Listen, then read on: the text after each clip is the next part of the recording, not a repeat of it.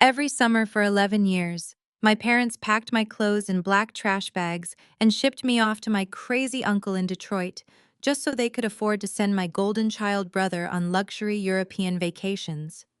They told our neighbors I was a troubled teenager who needed strict discipline. The truth was, I was just a financial burden standing in the way of their perfect image.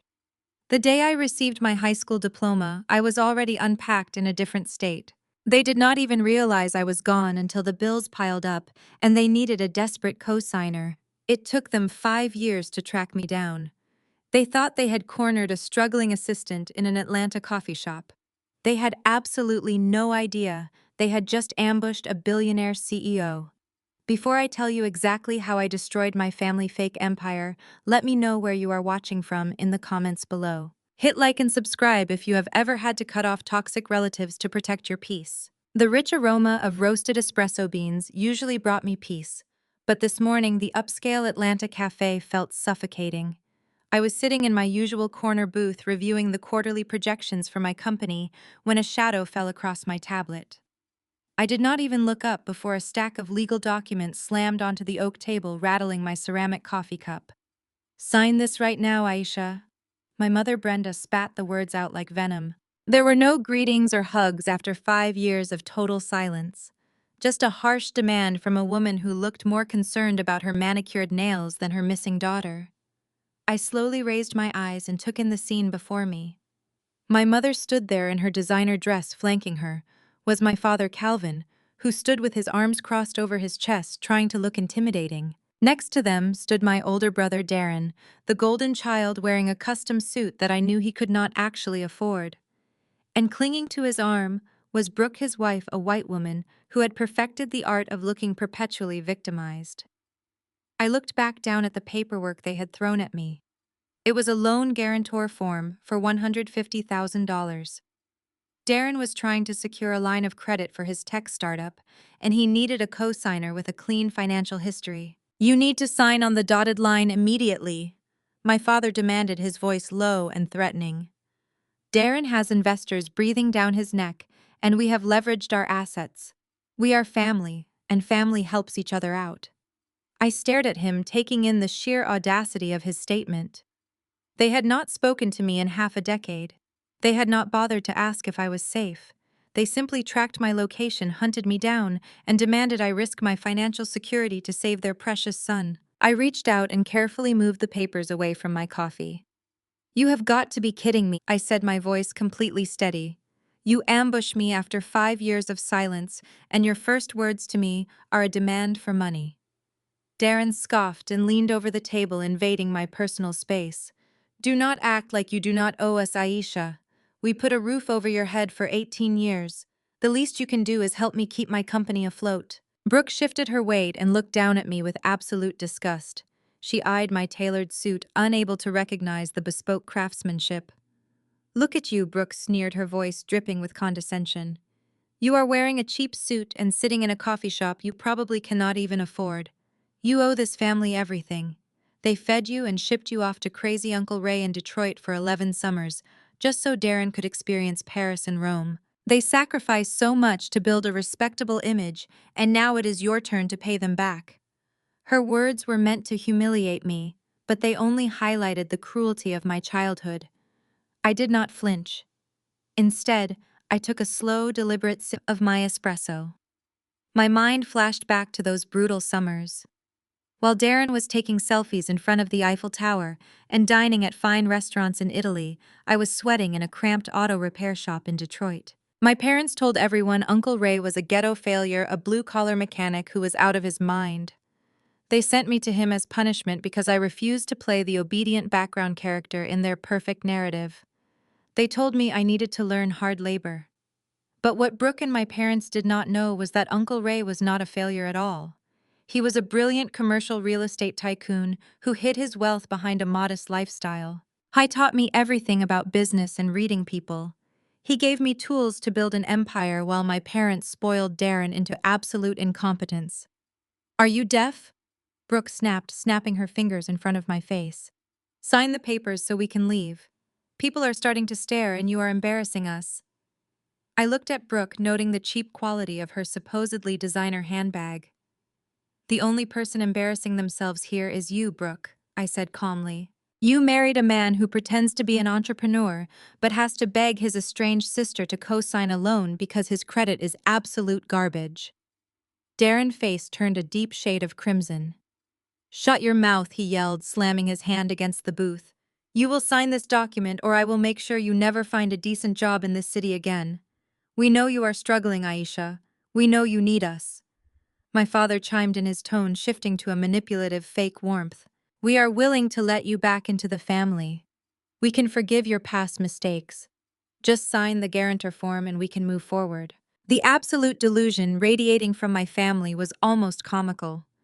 They truly believed I was a desperate young woman, eager to buy my way back into their toxic circle. They believed that leveraging my supposed meager salary was a generous favor they were doing for me. I picked up the loan guarantor document.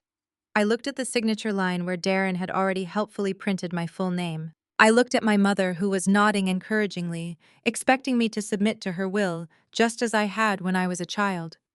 Instead, I gripped the top of the pages and ripped the entire packet in half. The sound of tearing paper echoed sharply in the quiet cafe. Several patrons turned to look, but I kept my eyes locked directly on my brother.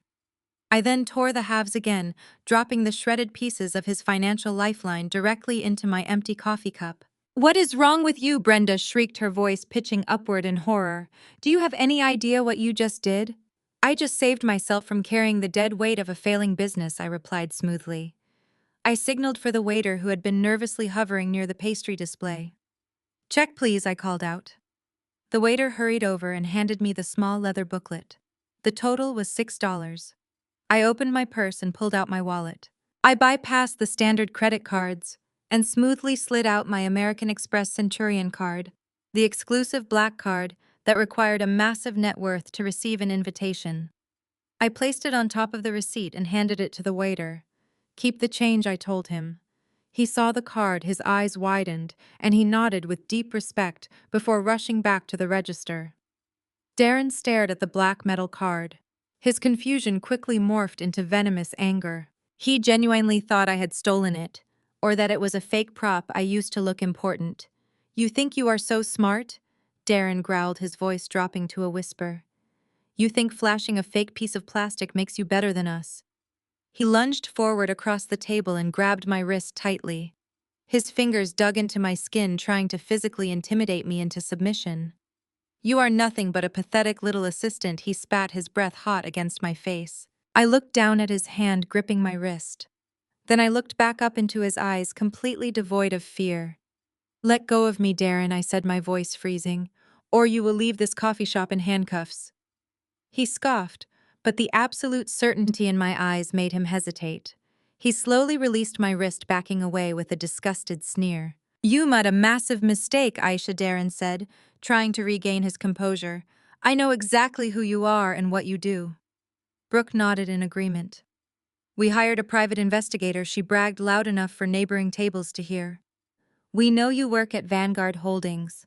We know you are just a low-level administrative assistant sitting in a cubicle fetching coffee for the executives.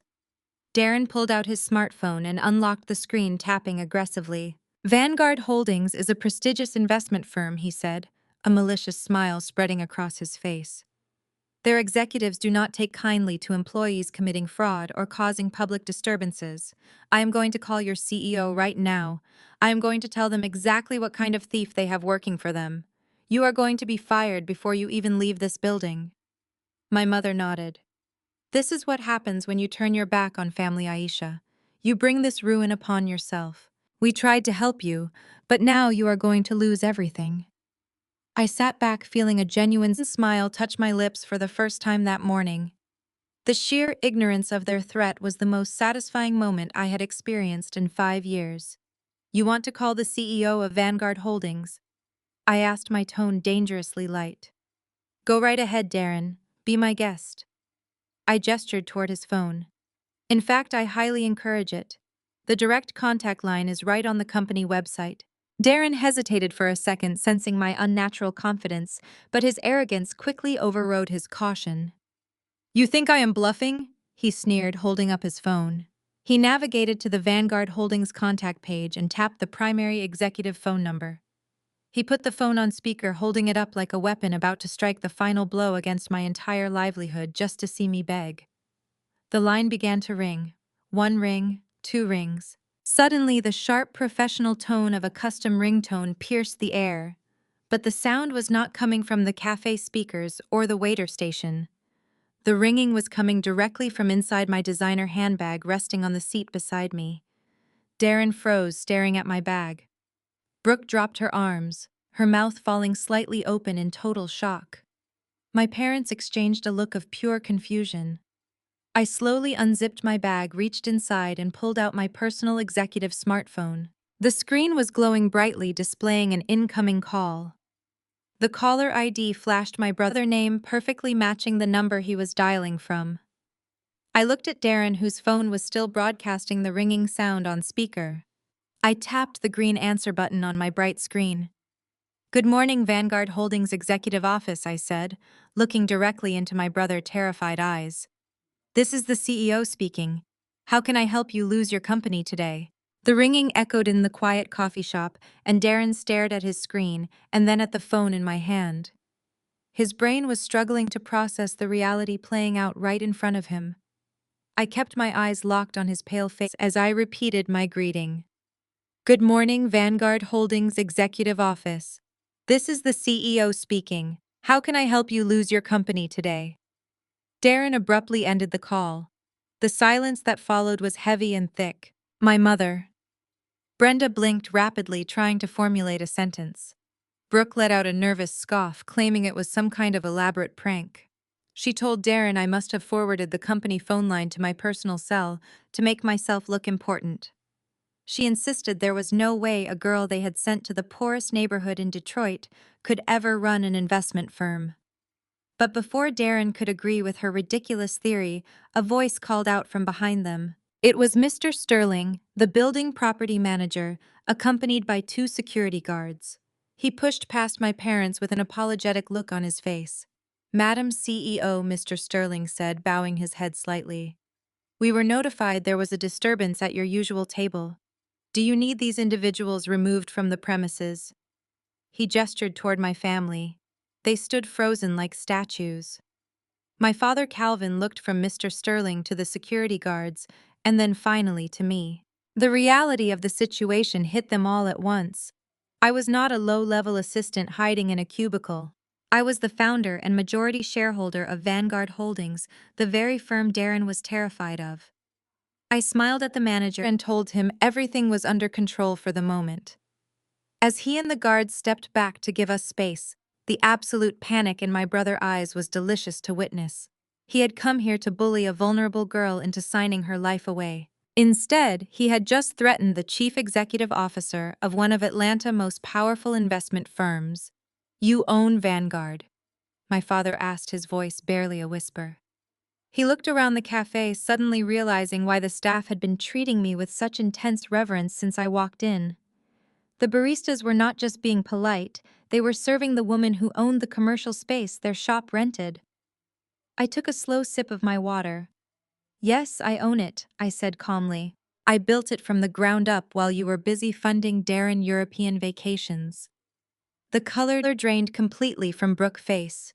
She looked at her husband, realizing the massive mistake he had just made.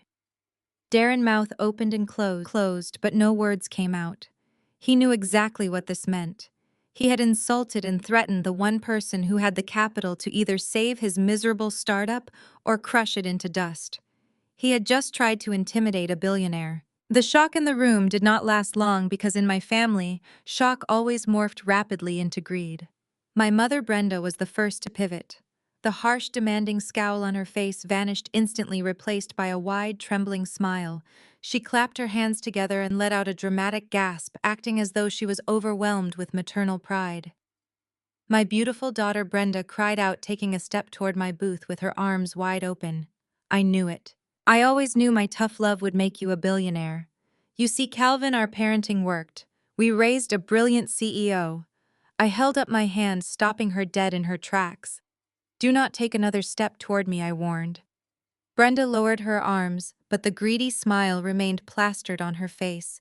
"Oh, Aisha, do not hold on to the past," she pleaded, her voice dripping with fake affection.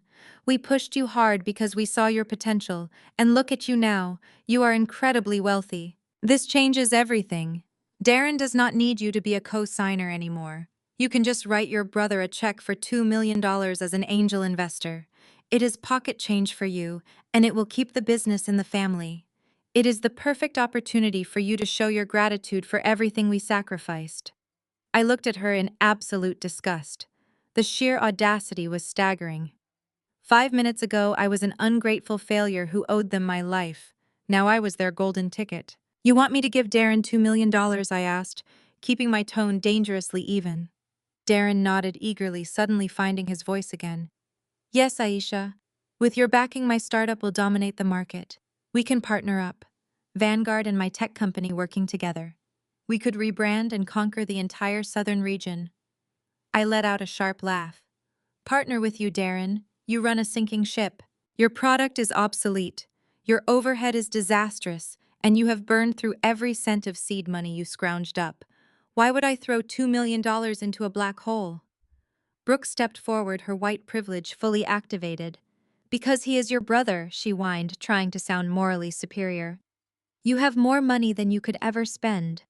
It is selfish to hoard it all while your own flesh and blood is struggling. You have a duty to help us build our generational wealth." "Your generational wealth," I replied.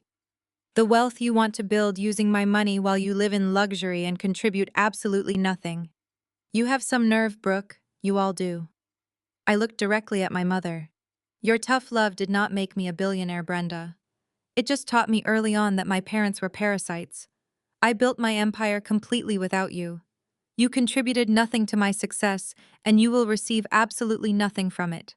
Not a single cent." The fake smile finally slid off my mother's face, replaced by a look of pure venom. My father Calvin had been silently simmering, but my refusal was the spark that ignited his rage. He slammed his fist onto the table, causing the silverware to rattle loudly. He did not care that we were in a public place or that the security guards were still watching from a distance. "Listen to me very carefully, little girl," Calvin growled, leaning his heavy frame over the table to intimidate me. "You might sit in a fancy office and wear expensive clothes now, but you are still my daughter. You do not get to speak to your mother like that, and you certainly do not get to turn your back on your own family. We gave you life, and you owe us respect." I leaned forward, refusing to give an inch of ground. "I stopped being your daughter the day you left me at a bus station with nothing but a garbage bag full of clothes," I reminded him. "You do not get to claim me now just because my bank account has commas in it." Calvin's face turned a dangerous shade of purple. "Do you have any idea how much influence I have in this city?" he threatened, his voice rising. "We are part of the Atlanta elite. We sit on charity boards. We know every influential black family in the state. If you do not fund your brother company today, I will personally make sure your reputation is destroyed. I will tell everyone in our social circle that you are a selfish sociopath who abandoned her family the second she got a little bit of money. I will make you a pariah. I will ruin your standing in this community before you even get a chance to enjoy it." He pointed a thick finger at my face. "You are acting exactly like your Uncle Ray. He was a ghetto failure who turned his back on respectability, and you are heading down the exact same path. If you do not write that check right now, you will end up just like him, alone and miserable." The mention of Uncle Ray made my blood boil, but I kept my face perfectly still. They had spent my entire life disrespecting the only man who had ever shown me genuine love. They truly believed they held the moral high ground because they attended country club dinners and drove leased luxury cars. They thought their fake social status was enough to scare me into submission. "You think your country club friends care about you, Calvin?" I asked, my voice dropping to a deadly calm. "You think your position in Atlanta elite society is so secure that you can threaten me with it?"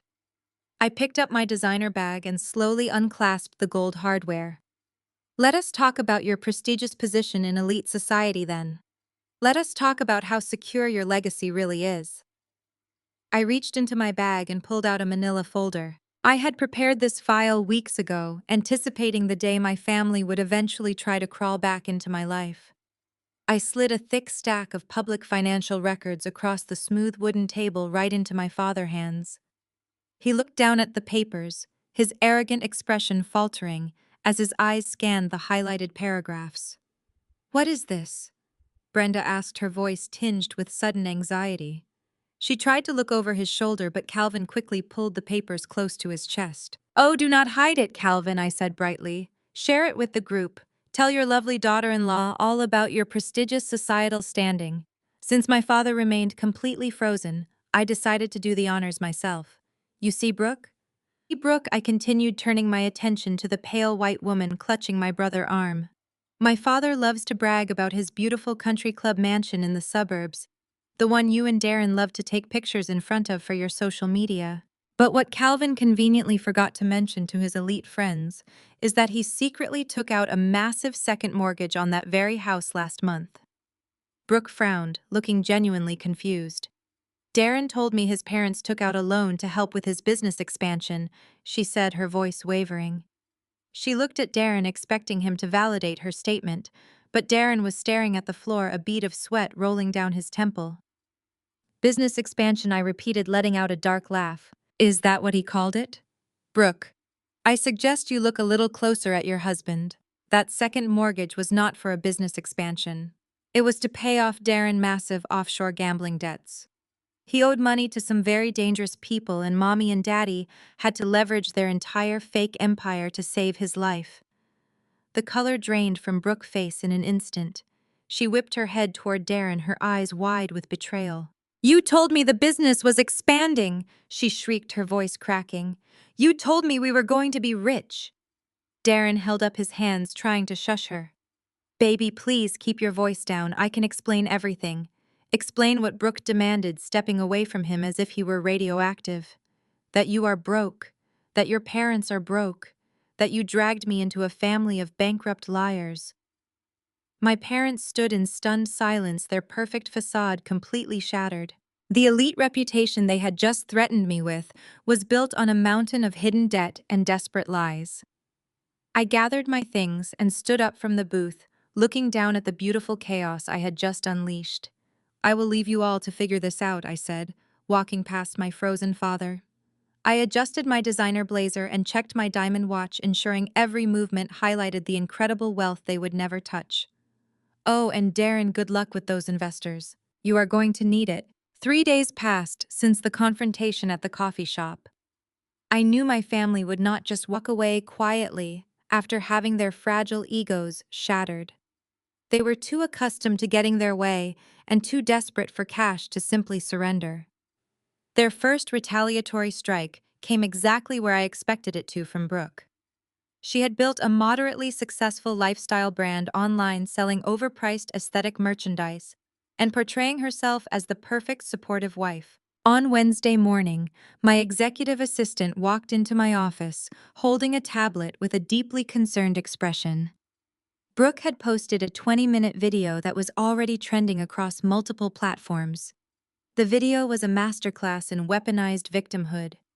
She sat on the floor of her perfectly decorated living room, wearing minimal makeup and an oversized sweater to look as vulnerable as possible.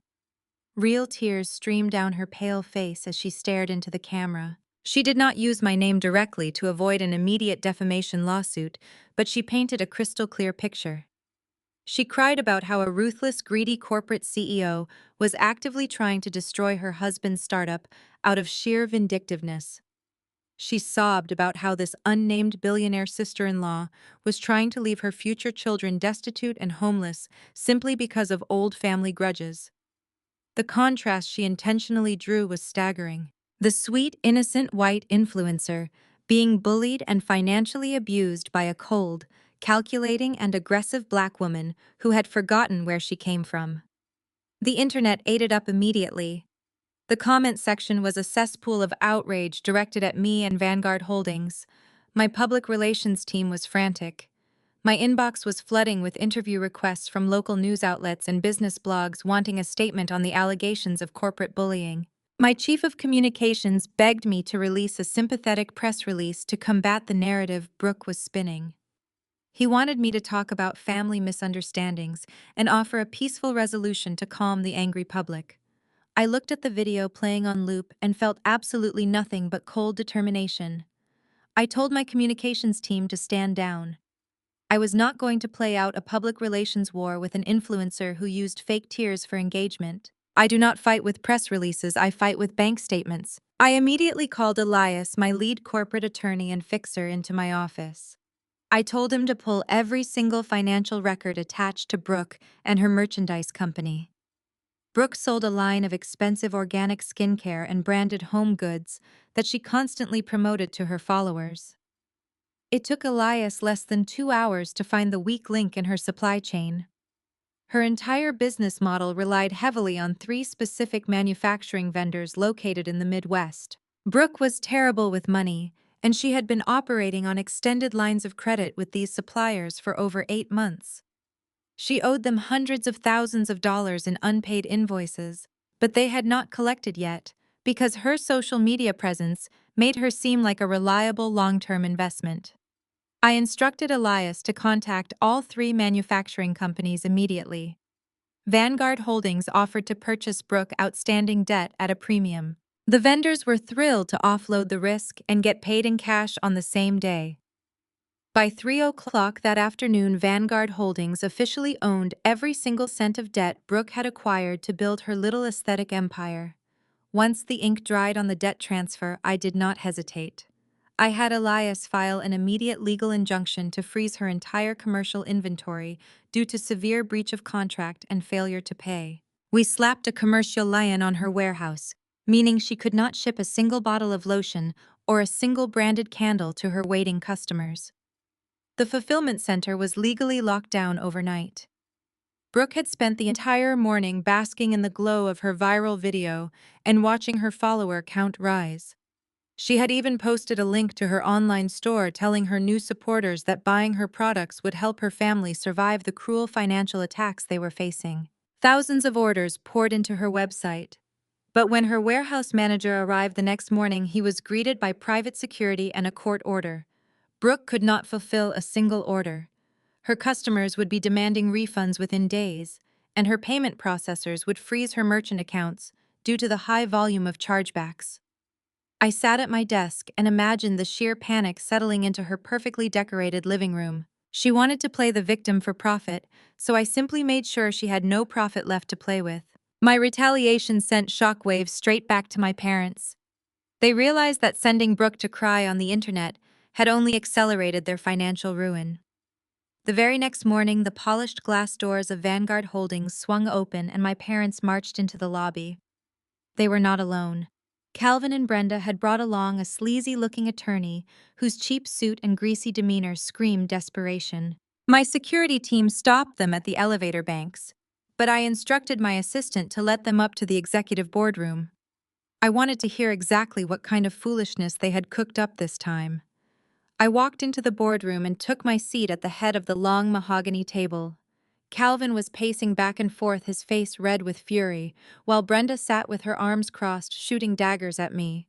Their lawyer slapped a thick legal binder onto the table. He introduced himself with a smug grin and announced that he was serving me with a civil lawsuit. He claimed that the seed money I used to start Vanguard Holdings 5 years ago was stolen directly from Calvin and Brenda. According to their fabricated story, I had broken into my father's home office safe the night I ran away and emptied it of $200,000 in cash. They were demanding an immediate asset freeze on my entire company, pending a full criminal investigation into the origins of my wealth.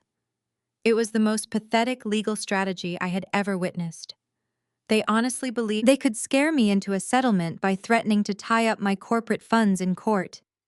Calvin leaned over the table, pointing his finger at me with that same aggressive entitlement he had used my whole life. "You thought you could destroy your brother and ruin your sister-in-law without consequences," Calvin shouted, his voice echoing in the large room. "We know you did not build this company on your own, Aisha. A girl with no college degree does not just magically become a billionaire. You stole from us to fund this little project of yours, and now we are taking it all back. Every last dime belongs to this family. Brenda chimed in, her voice shrill and confident. We are going to expose you to the entire world, she threatened. Once the courts freeze your accounts, your precious company will collapse. All you have to do is drop the lien on Brook Warehouse and sign the funding check for Darren right now. Do that, and we might drop the lawsuit. I looked at the sleazy lawyer, then at my parents, and I began to laugh. It was a genuine, full-chested laugh that bounced off the glass walls of the boardroom. The arrogant smiles on their faces faltered as my laughter continued. They had expected fear or anger or a desperate attempt to negotiate. They did not expect me to be thoroughly entertained. I pressed a button under the table and Elias walked into the room holding a single leather-bound folder. I signaled to him and he dimmed the lights before turning on the digital projector at the end of the table. You really think I started this company with a measly $200,000 from your rusty wall safe? I asked, wiping a tear of amusement from my eye. You think you are the reason I am standing here today. Let me show you exactly where my seed money came from. The projector screen flickered to life, displaying a highly detailed legal document. It was a last will and testament stamped with official state seals and notarized signatures. I watched my parents' eyes scan the document. Brenda's face went completely slack as she read the name at the top of the page. It was the date of Raymond Wright, Uncle Ray.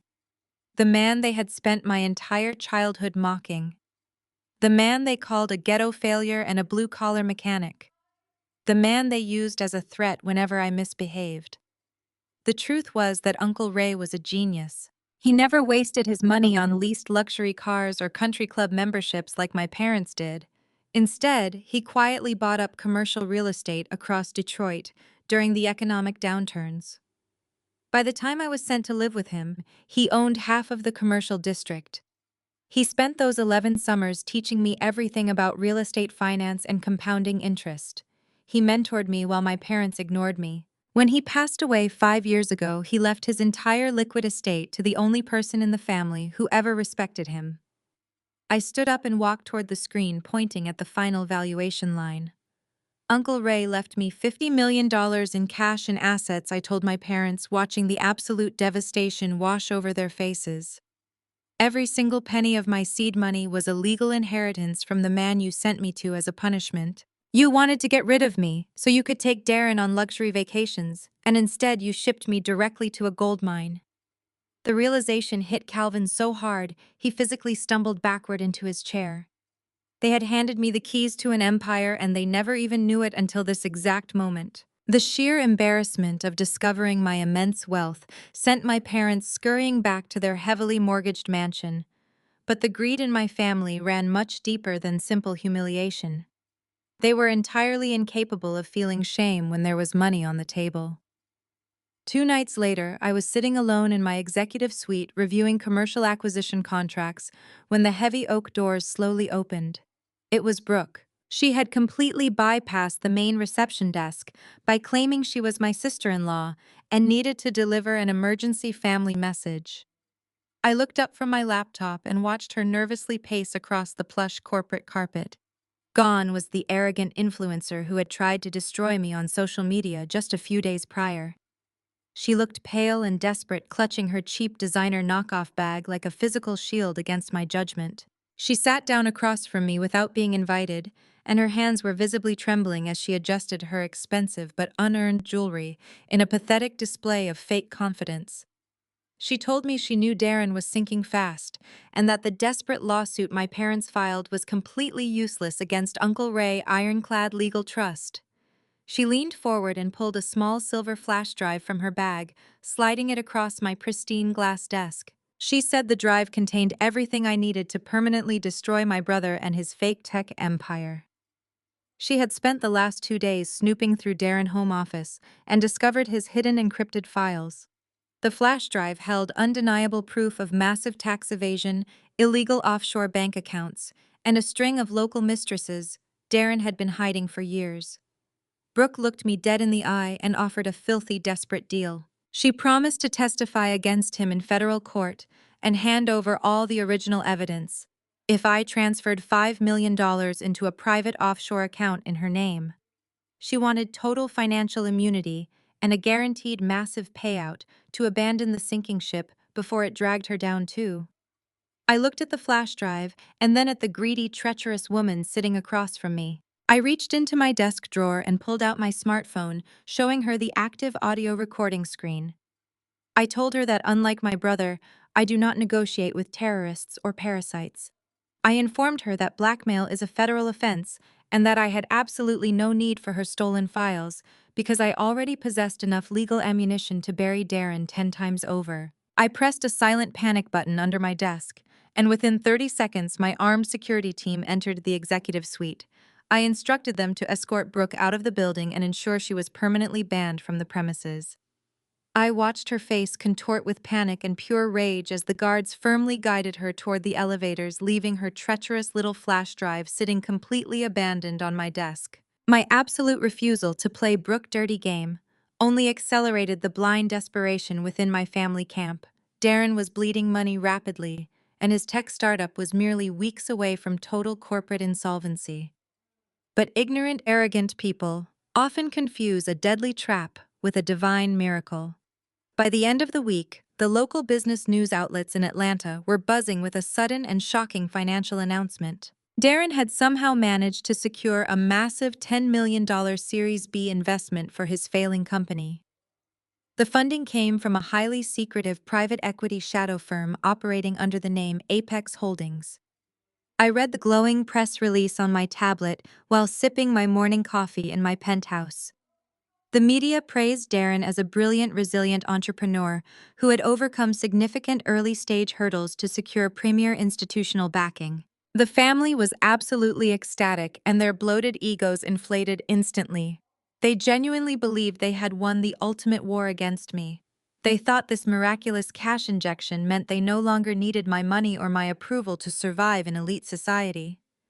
My mother, Brenda, immediately took to her social media accounts, posting passive-aggressive updates about how true talent always rises to the top and how the universe always blesses the faithful over the wicked. Calvin went straight back to his exclusive country club, bragging to his wealthy friends about his brilliant son and the massive corporate expansion they were currently planning.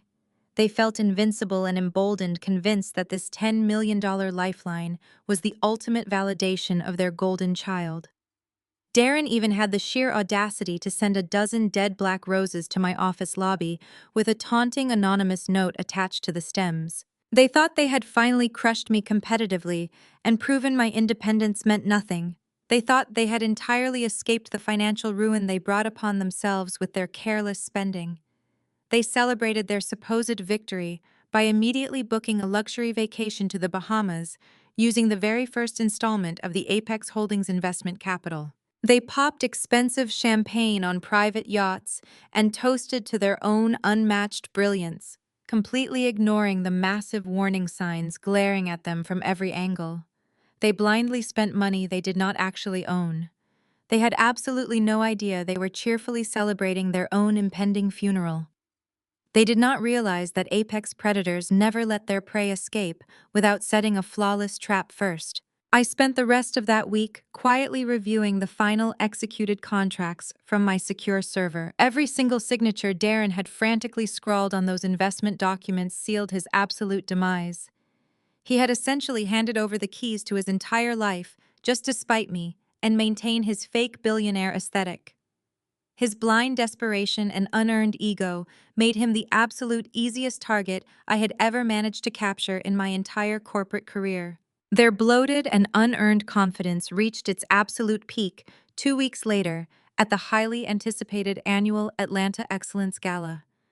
It was the most exclusive and photographed charity event of the year, attended by the city elite politicians, business tycoons, and wealthy socialites. I was invited as a primary keynote sponsor due to my massive philanthropic contributions through Vanguard Holdings over the past 5 years. I wore a custom emerald green silk gown and sat calmly at the premier center table, surrounded by my loyal board members and legal team. The night was proceeding flawlessly with polite conversation and expensive wine until the main charity auction began. My father Calvin was serving on the event organizing committee, and he used his privileged position to orchestrate a massive public ambush against me, knowing I could not escape unnoticed. He signaled the sound engineer to cut the music and grabbed the primary microphone, walking directly into the center spotlight of the grand ballroom. Brenda followed closely behind him, dabbing at her dry eyes with a lace handkerchief, performing her usual theatrical role of the long-suffering matriarch. The entire ballroom fell dead silent as Calvin began to speak into the microphone.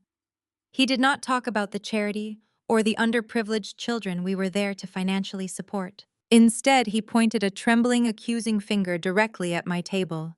He loudly declared to hundreds of the most powerful people in Atlanta that I was a cold and calculating sociopath who had ruthlessly abandoned my own flesh and blood. He spun a tragic and completely fabricated tale about how my mother wept for me every single night while I greedily hoarded a $50 million estate that rightfully belonged to the entire family legacy. Brenda took the microphone from him and sobbed loudly into it, begging me to return to the family fold and find my morality.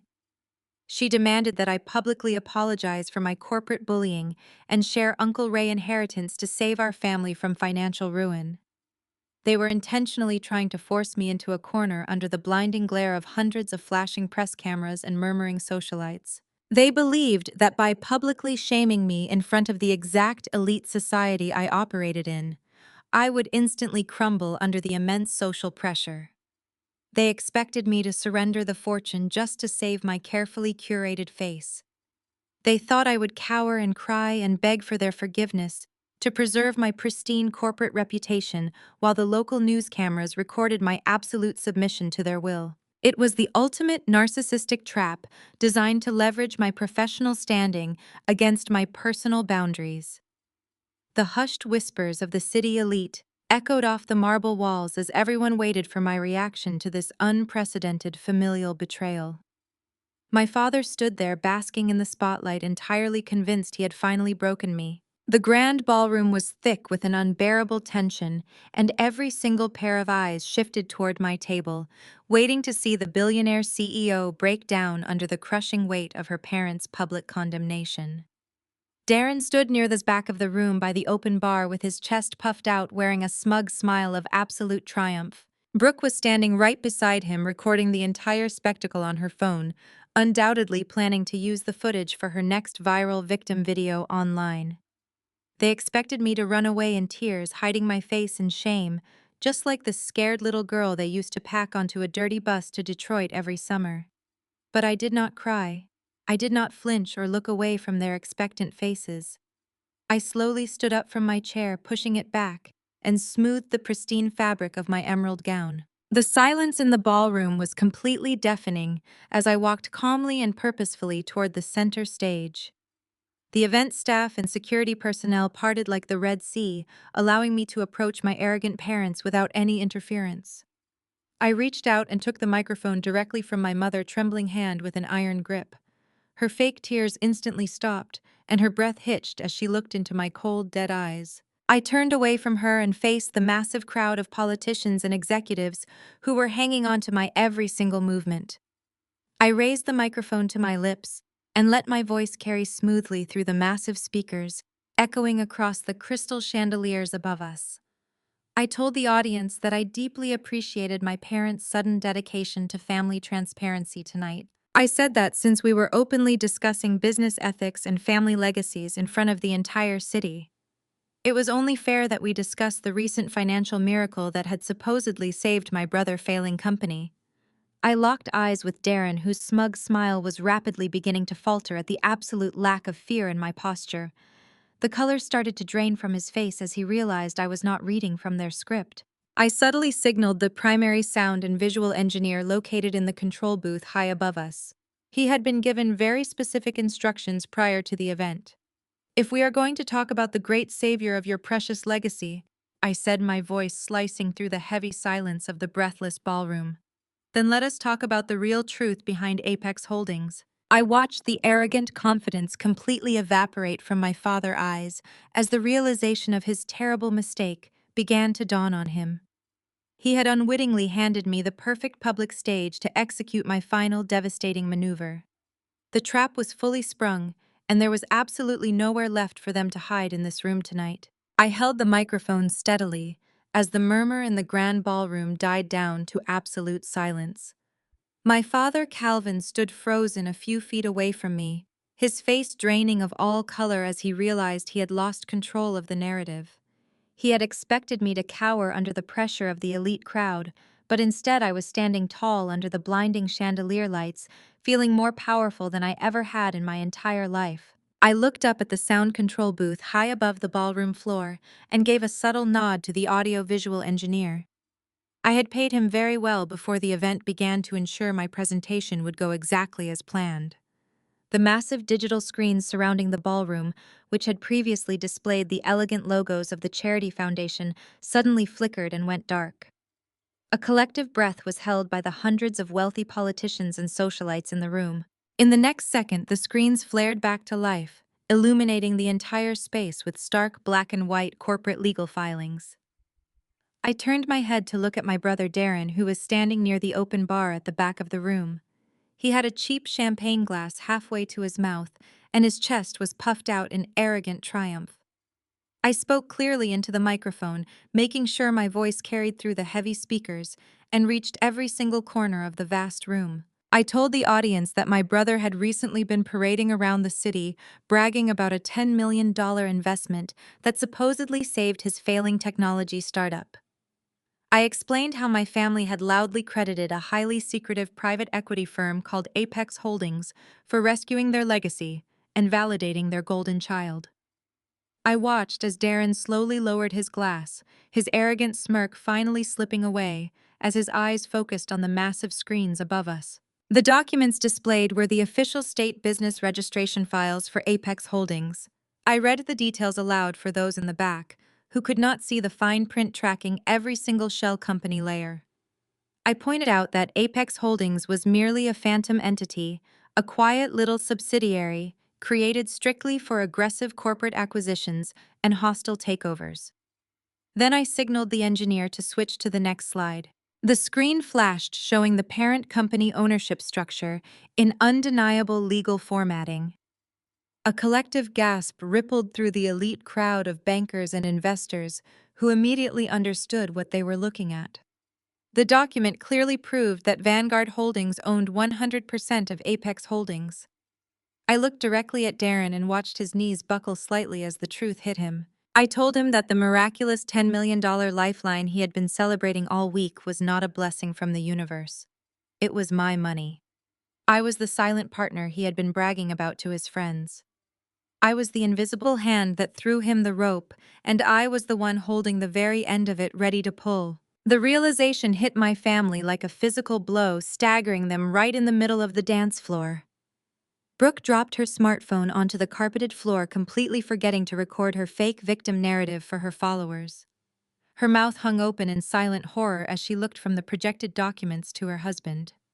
My mother Brenda began shaking her head back and forth, refusing to process the reality of the corporate filings shining above us. She muttered to herself, trying to deny the absolute financial supremacy I had just established over her favorite child.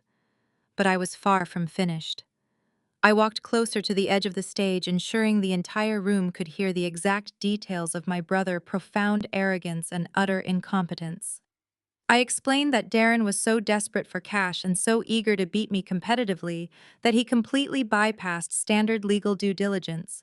I was so blinded by his own unearned ego that he signed the Apex Holdings funding agreement without having a competent corporate lawyer review the predatory clauses hidden deep within the contract. I signaled the booth for the next slide.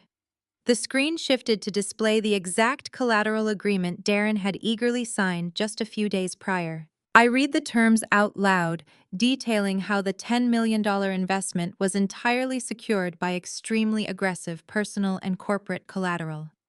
I told the audience that Darren had pledged 100% of his tech startup equity, meaning he no longer owned his own company. But that was not all I had demanded to secure the funds. I looked down at my father Calvin, who was now gripping the edge of a guest table just to keep his legs from giving out.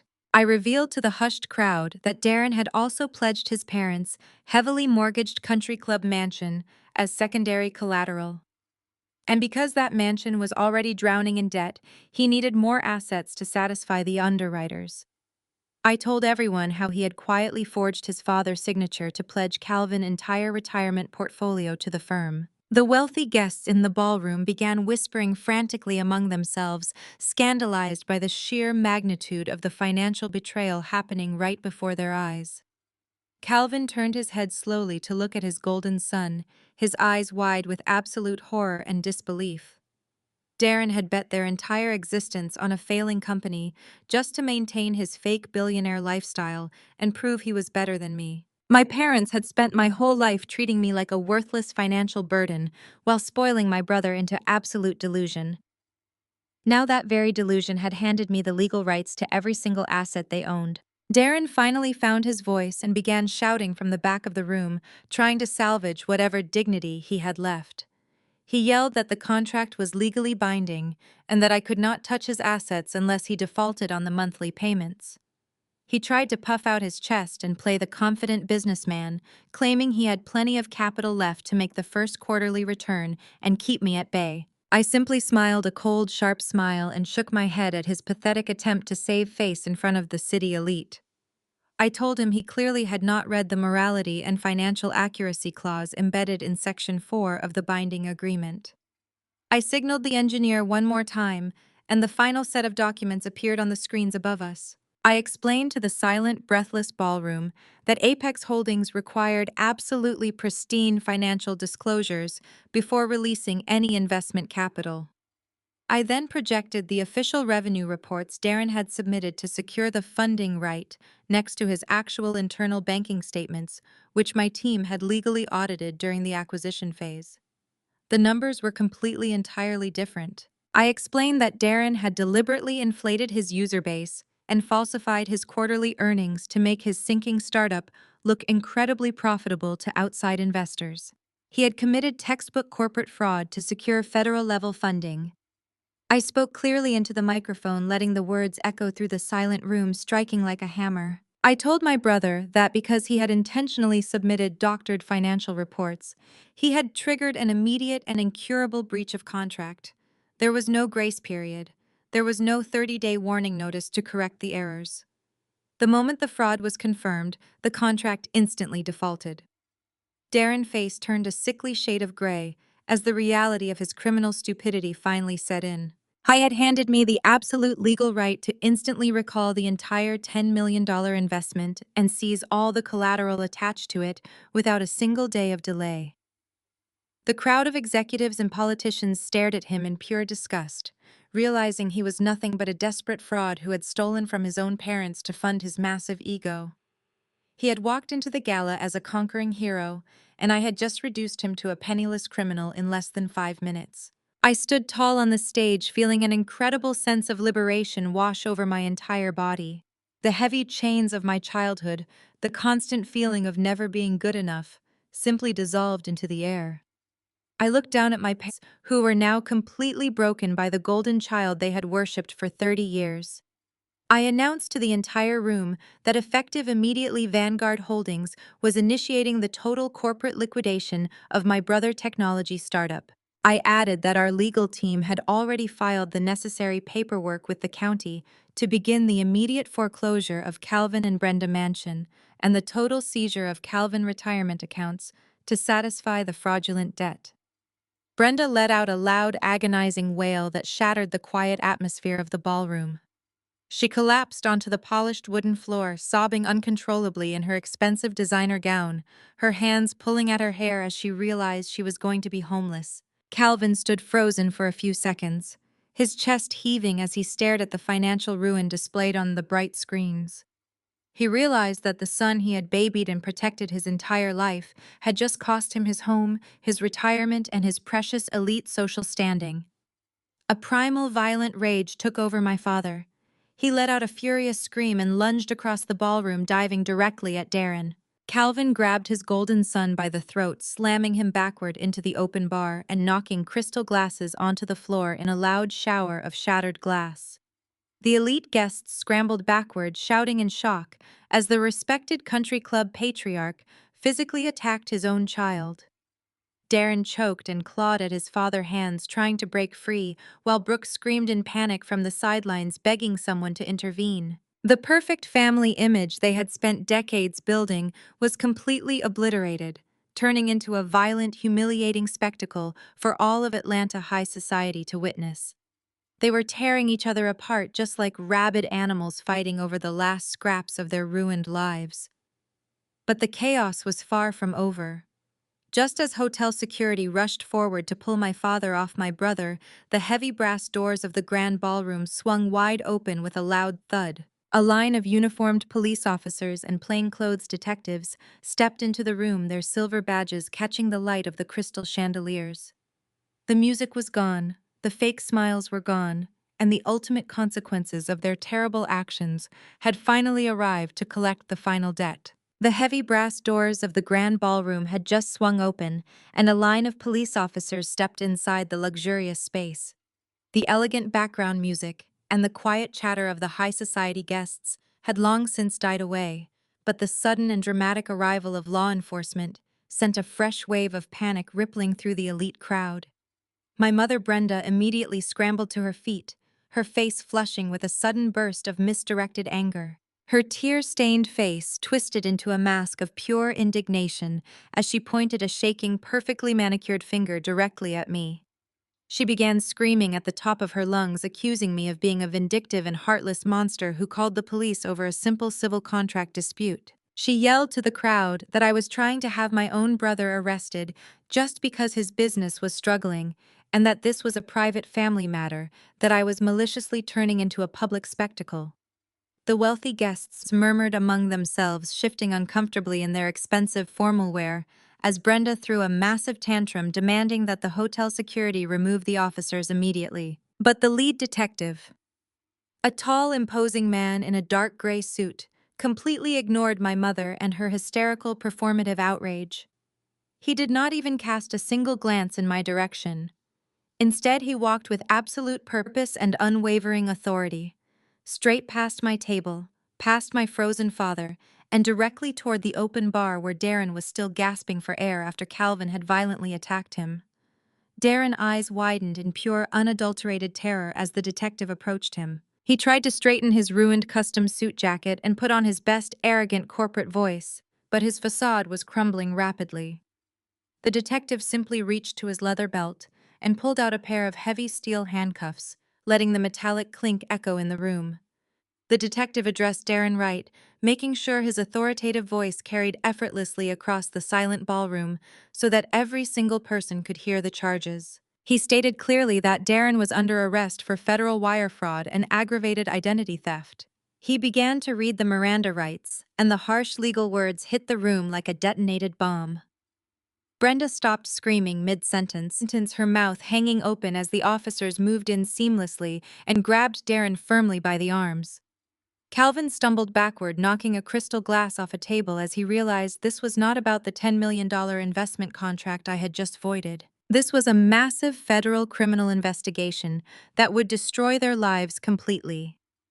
Darren began to struggle weakly, whining that there was a massive misunderstanding and that he was a highly respected tech entrepreneur in the community. He looked at me, his eyes pleading for salvation, hoping I would somehow use my immense corporate influence to stop the arrest and protect him one last time. But I just stood there on the stage watching him finally face the devastating permanent reality of his own criminal actions. The detective finished reading his rights and secured the handcuffs tightly around my brother's wrists, sealing his fate forever. The entire ballroom was captivated by the unbelievable sight of the golden child being treated exactly like a common street criminal. Brenda rushed forward, frantically grabbing the lead detective by the arm and demanding to know what identity theft he was talking about. She insisted her son was a tech genius who built his entire company from the ground up and never needed to steal anything from anyone to achieve his massive success. I stepped down from the stage and walked slowly toward the commotion, making sure my presence commanded the attention of the room. I reached into my designer evening bag and pulled out a small black USB drive, holding it high up in the air for my parents and the entire crowd to clearly see. I told my mother that she was absolutely right about one very specific thing. Darren did not build his company using my money. He built his entire fake billionaire aesthetic using someone else's money and someone else's stolen identity. I looked at Darren, who was now sweating profusely under the bright chandelier lights. his eyes darting toward the exits that were completely blocked by armed police officers. I explained to the breathless crowd that 5 years ago, when Darren was incredibly desperate to fund his lavish lifestyle and his useless, failing tech startup, he realized my parents were tapped out financially. So he decided to look elsewhere in the family tree for a victim. He maliciously stole the social security number and personal financial identity of the man my family always considered to be a ghetto failure. He used Uncle Ray's personal information to take out massive illegal offshore loans, assuming the old auto mechanic in Detroit would never notice the complex digital financial fraud. But Uncle Ray was actually a commercial real estate tycoon with a team of elite forensic accountants managing his vast empire behind the scenes. I watched Calvin's face contort with a sickening realization as I explained how Uncle Ray caught the massive fraud almost immediately. He knew exactly what Darren had done to him, but he also knew that if he exposed the golden child back then, my parents would have liquidated everything they owned to pay off the judges and keep Darren out of a federal prison cell. Uncle Ray wanted true, undeniable justice. He spent his final months on Earth compiling federal-grade evidence tracking every single illegal wire transfer and hidden offshore account tied directly to Darren's name. Before he passed away, he handed me this small black drive along with the legal keys to his $50 million estate. He trusted me to drop the hammer when the time was absolutely right. He knew Darren's unearned greed would eventually force him to step into the blinding spotlight where my parents could no longer protect him from the consequences. I told my brother that the federal agents had received the contents of the encrypted drive months ago and had simply been waiting for him to commit one more major financial crime to perfectly seal the indictment. By signing my $10 million investment contract with falsified revenue reports, he had blindly given the federal agents the final nail they needed for his coffin. The devastating reality of a federal indictment completely shattered the remaining illusions my family was desperately clinging to. Darren was no longer just a failed businessman who made bad investments. He was a federal criminal, facing decades behind bars in a maximum security prison. As the police began to physically turn Darren toward the exit, the true parasitic nature of the people he surrounded himself with finally showed its true face to the world. Brooke, who had been cowardly hiding behind a massive floral arrangement near the catering tables, suddenly pushed her way to the front of the room. She did not run to comfort her terrified husband or demand answers from the arresting police officers. Instead, she aggressively unzipped her large designer tote bag and frantically dug inside, ignoring the stares of the wealthy onlookers. Her hands were visibly shaking, but her face was completely hardened with absolute cold-blooded self-preservation. She pulled out a thick stack of legal documents bound by a heavy metal clip. Darren looked at her with desperate, pleading eyes, begging his supportive wife to call their expensive lawyers and fix this terrible mess before he was hauled away. Brooke did not offer a single word of comfort or reassurance. She marched right up to him and shoved the stack of legal papers directly into his handcuffed hands with intense venom. The documents slipped from his restricted grasp and spilled onto the polished marble floor, but the bold black letters on the front page were clearly visible to everyone standing nearby. It was a pre-drafted emergency filing for an absolute divorce. Brooke had apparently been carrying the paperwork around for weeks, just waiting for the inevitable moment. Darren's financial house of cards finally collapsed. She screamed at the top of her lungs that she was not going to federal prison for him and that she would not let his offshore gambling debts and wire fraud drag her down into a life of poverty. She yelled that he had lied to her about the business expansion and his fake wealth, and she wanted a clean break right now. The crowd of elite socialites watched in sheer disgust as the perfect influencer marriage they had constantly flaunted on social media dissolved in less than 30 seconds. Darren stumbled backward, staring at the divorce papers scattered around his designer shoes, his spirit completely broken.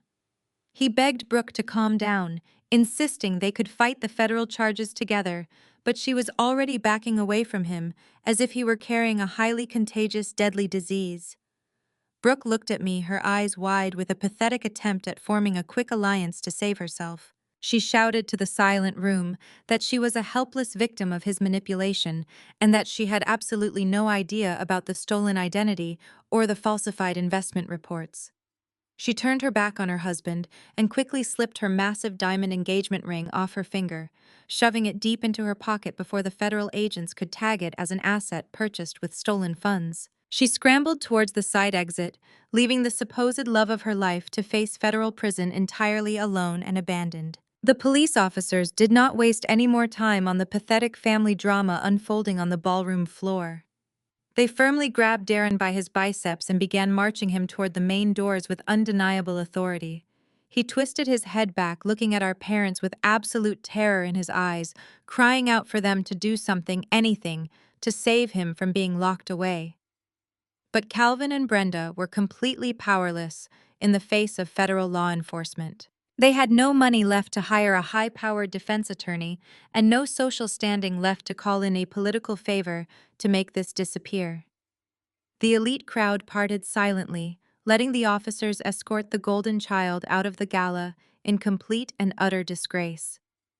As the heavy brass doors closed behind him, the crushing gravity of their total ruin finally crashed down upon my parents. Calvin stumbled sideways and clutched his chest tightly, his breath coming in short, erratic wheezes as he realized the true magnitude of his loss. He had lost his only son, his massive country club mansion, and his entire retirement portfolio in a single disastrous evening. He slumped heavily into a nearby chair, staring blankly at the floor, completely broken by the reality of his own terrible parenting and enabling behavior. Brenda, however, was not quite ready to surrender to the brutal truth of her situation. The sheer panic of impending homelessness and social exile stripped away the last remaining shreds of her fake country club dignity. She dropped to her knees right in the middle of the ballroom floor and crawled frantically toward where I was standing. Her expensive designer gown gathered dirt and dust as she reached out and grabbed the hem of my emerald green silk dress with trembling, desperate hands. She looked up at me, her face streaked with ruined makeup and tears of genuine terror. She sobbed my name, begging me not to do this to them and reminding me that we were blood and family above all else. She cried that I had $50 million and a whole investment firm at my disposal, and that I could not possibly leave my own mother and father out on the streets to starve. She tugged at my dress, pleading with me to drop the foreclosure proceedings and give them a comfortable place to live. She promised they would change their ways, and that they would finally be the loving parents I always wanted, if I just showed them a little bit of mercy right now. The wealthy guests watched the tragic spectacle, waiting in breathless silence to see if the billionaire CEO would finally crack under the emotional weight of her mother pleading on her knees. I looked down at the woman who had packed my childhood away in garbage bags and shipped me off to Detroit without a second thought. I did not feel a single ounce of pity or familial obligation toward her. I calmly reached down and firmly pulled the fabric of my dress out of her grasping hands, stepping back to leave her kneeling alone in the empty space. Brenda stared up at me with wide, terrified eyes as I stepped away from her grasping hands. Her tears fell onto the polished marble floor, but they meant absolutely nothing to me. I looked down at the pathetic woman who had spent my entire life trying to erase my existence. "You want to talk about blood and family right now?" I asked, letting my voice ring out clear and cold across the silent ballroom. "You want to beg for mercy and pretend that we share some kind of sacred maternal bond just because my bank account can save you from the consequences of your own terrible decisions." I slowly paced around her kneeling form, making sure every single person in the elite crowd could hear the undeniable truth of my childhood. I told my mother to think back to the summer I turned 7 years old. I reminded her how she told all her wealthy country club friends that I was a difficult and troubled child who needed strict discipline. The reality was that I was just a quiet little girl who wanted my parents to love me. But I was an inconvenient financial burden, standing in the way of Darren luxury vacations. "For 11 summers in a row, you packed all of my belongings into cheap black garbage bags," I said, watching Brenda flinch at the brutal memory. "You drove me to the downtown Greyhound bus station and handed me a one-way ticket to Detroit. You did not even wait to see if I safely boarded the bus before you sped off to catch your first-class flights to Paris and Rome and London. You told me I was too difficult and too expensive to take on real family vacations, so you shipped me off to live with Uncle Ray for 3 months every single year. You chose Darren over me every single time without a second thought. You abandoned your own daughter to a man you constantly mocked as a ghetto failure, just so you could sip champagne on European balconies and pretend you had the perfect rich family. Brenda tried to reach for my dress again, sobbing that she was just trying to do what was best for the family budget back then. I kicked her hand away and told her that true mothers do not throw their daughters away like trash to fund their golden child European backpacking trips. You bought him designer luggage while I carried my life in plastic trash bags. I added, my voice dropping to a harsh whisper that still carried over the silent room. You threw me to the wolves, I said, staring into her ruined, crying face. But you were too stupid to realize you threw me directly into the arms of the only person who actually knew how to build a real empire. The massive chandelier lights seemed to shine even brighter as I continued to dismantle every single lie my family had ever told about me. I turned my attention to the day my childhood finally ended and my real life began. I asked my parents if they even remembered the exact date of my high school graduation. Calvin shifted uncomfortably in his chair, unable to meet my eyes, while Brenda just continued to weep on the floor. I told the breathless ballroom that my parents did not show up to watch me walk across the stage and receive my high school diploma with top honors. They did not buy me flowers or take me out to a celebratory dinner. They did not even bother to buy me a graduation card. Instead, they skipped the entire ceremony because Darren was throwing a massive frat party at his college, and they wanted to be there to take pictures and buy drinks for his useless friends. They prioritized a drunken college party over the biggest academic milestone of my entire life. I explained how I sat in the empty bleachers after the ceremony, watching all my classmates hug their proud families, while I held my paper diploma completely alone. I remembered wearing a cheap dress I bought with my own money from working late shifts at a diner.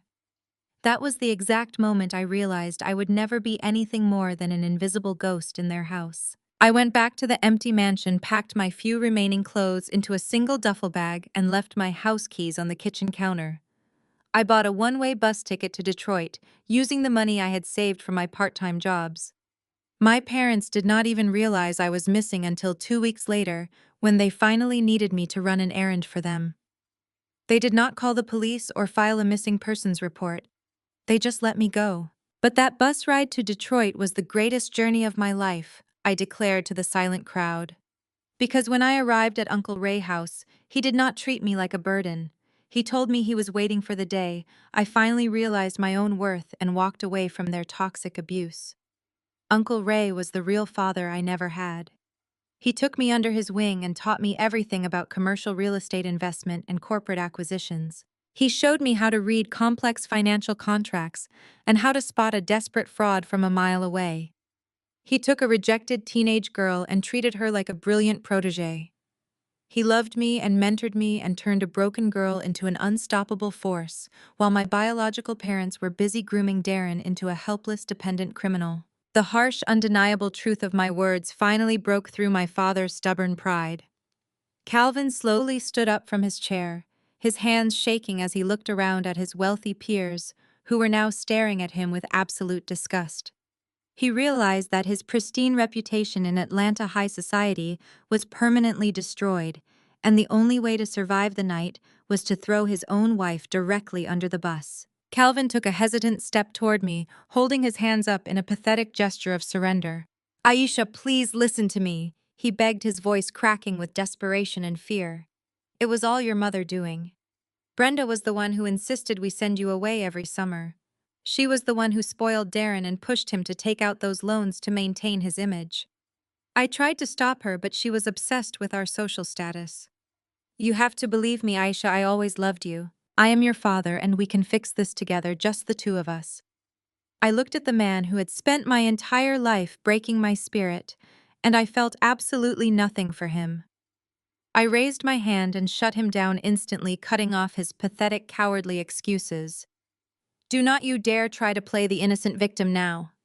Calvin," I said, my voice echoing loudly across the marble floor. "You are just as guilty as she is, and you know it. You sat there and watched her pack my things into garbage bags and you never said a single word to stop her.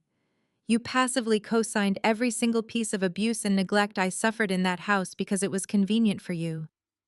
But you were not just a silent bystander. I reminded him of the countless times he used me as his personal verbal punching bag to inflate his own fragile ego. I reminded him how he told me my business ideas were stupid and that I would end up a miserable failure working minimum wage jobs. You bought Darren a brand new car, but refused to pay my college application fees. You loved putting me down because it made you feel like a big, powerful man, I said, watching his jaw drop in stunned silence. You fed your own arrogance by starving your daughter of basic human decency. You never wanted a daughter, Calvin. You wanted a prop to make your family look good. And now you just want a bank account to save you from bankruptcy and federal investigations. I looked at my father and delivered the final crushing blow. But this bank is permanently closed to you.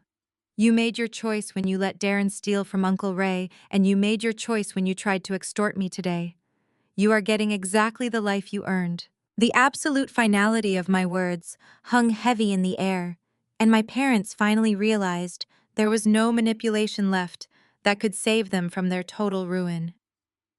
Calvin slumped back into his chair, burying his face in his hands, while Brenda continued to sob uncontrollably on the floor, mourning the loss of her mansion and her fake country club friends. I turned my back on them, completely severing the last remaining invisible tie to my biological family. I faced the massive crowd of elite politicians, business executives, and wealthy socialites who had just witnessed the absolute dismantling of the Wright family legacy. The room was so quiet you could hear the faint hum of the air conditioning. I raised the microphone to my lips one final time. I want to thank all of you for attending this charity gala tonight, I said, my voice smooth and totally in control. Transparency is the true foundation of any lasting legacy, and I appreciate you allowing me to clear up some unfortunate family misunderstandings. But we are ultimately here to support the future of this city, and I refuse to let my brother's criminal behavior overshadow the real purpose of this event. I looked at the event organizers standing near the back of the room. To ensure that the youth of Atlanta do not have to endure the same neglect and abuse I experienced, I am officially announcing a $5 million donation from Vanguard Holdings to the City Fund for neglected and at-risk teenagers. The $5 million was the exact amount Brooke had tried to extort from me earlier in the week, and dropping it effortlessly on a charity proved exactly how untouchable my wealth truly was. The crowd erupted into a massive wave of applause and stunned murmurs. It was the ultimate power move, proving that while my family was entirely bankrupt and facing federal prison, I possessed enough capital to casually change lives without breaking a sweat. I handed the microphone to a nearby event coordinator. I did not look back at my father's defeated posture or my mother's ruined crying face on the floor. I simply gathered my designer evening bag and walked slowly toward the grand exit of the ballroom. The crowd parted respectfully for me, whispering in awe as I passed by. The heavy brass doors were pulled open by the hotel security staff, allowing me to step out into the cool, quiet hallway. I walked away from the ballroom, leaving my parents sobbing in the wreckage of their own making, knowing that the broken little girl they sent away on a Greyhound bus was dead forever, and the billionaire CEO who replaced her was finally entirely free.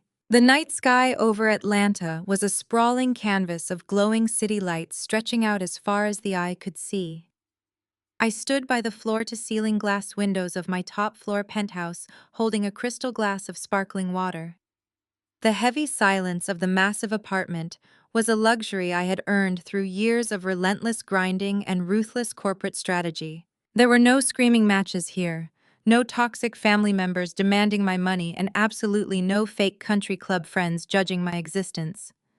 I walked over to my pristine marble kitchen island, where several thick leather-bound portfolios were waiting for my signature. They were comprehensive philanthropic contracts designed to allocate millions of dollars from Vanguard Holdings into community centers and youth mentorship programs across the city. I was busy building a real legacy, one that actually helped vulnerable teenagers who were discarded by their parents just like I had been. The ambient temperature of the penthouse was perfectly controlled, creating an atmosphere of absolute tranquility. But that deep, peaceful silence was suddenly broken by the sharp buzzing of my private personal cell phone resting on the counter. I stared at the glowing screen for a long moment. It was a highly secure, unlisted number that only my elite legal team and my closest corporate partners possessed. But the caller ID displaying on the bright screen was an unknown local number. My highly trained instincts told me to ignore it, but a quiet, persistent curiosity made me reach out and pick up the device. I tapped the green answer button and brought the phone to my ear without saying a single word. For a few seconds, there was only the sound of heavy static and the distinct roaring noise of heavy highway traffic passing by in the background. Then I heard the faint rattling hum of a broken air conditioning unit struggling to operate. Finally, a voice broke through the cheap connection. "Aisha, are you there?"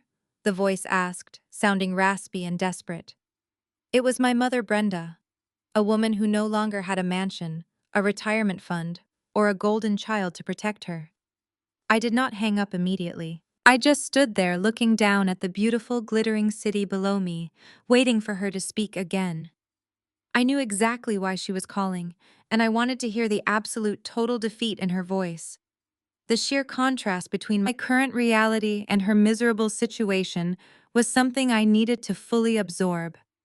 I leaned against the cool imported stone of my kitchen counter, taking a slow sip of my water. I let the silence stretch, allowing her anxiety to build before she finally realized the line was open and I was listening to her pathetic, heavy breathing. "Aisha, please do not hang up the phone," Brenda pleaded, her voice trembling with a mixture of exhaustion and thinly veiled entitlement.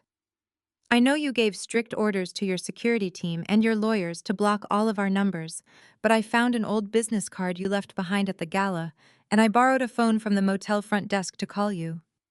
I leaned against the cool marble counter and listened to the pathetic reality of her new life. The woman who used to host lavish catered dinners for the Atlanta elite was now begging to use a landline at a cheap roach-infested roadside motel on the absolute outskirts of the city. But true to her narcissistic nature, Brenda did not call to offer a genuine apology for the decades of severe emotional abuse or the massive federal fraud she had helped conceal.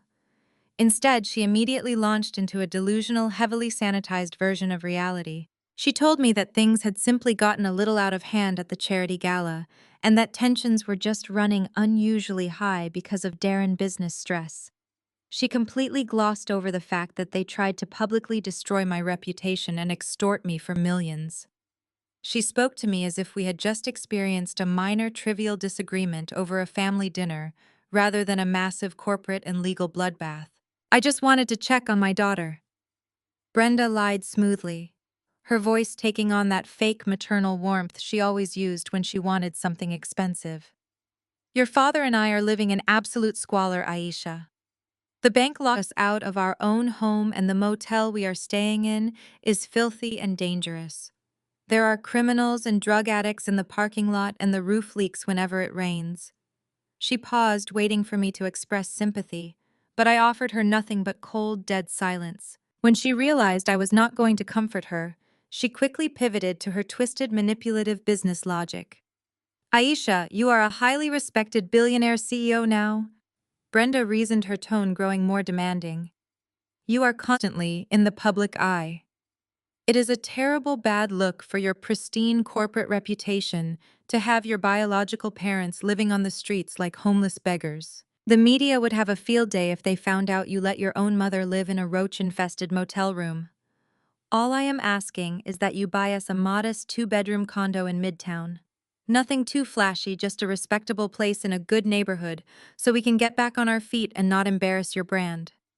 She genuinely believed that her current state of poverty was somehow a public relations threat to my empire, and that I owed her a luxury condo just to protect my own image. She thought she could still weaponize my success to fund her comfortable lifestyle, as if the events of the past few weeks had completely vanished from her selective memory. I let out a soft, quiet laugh that echoed through the empty penthouse.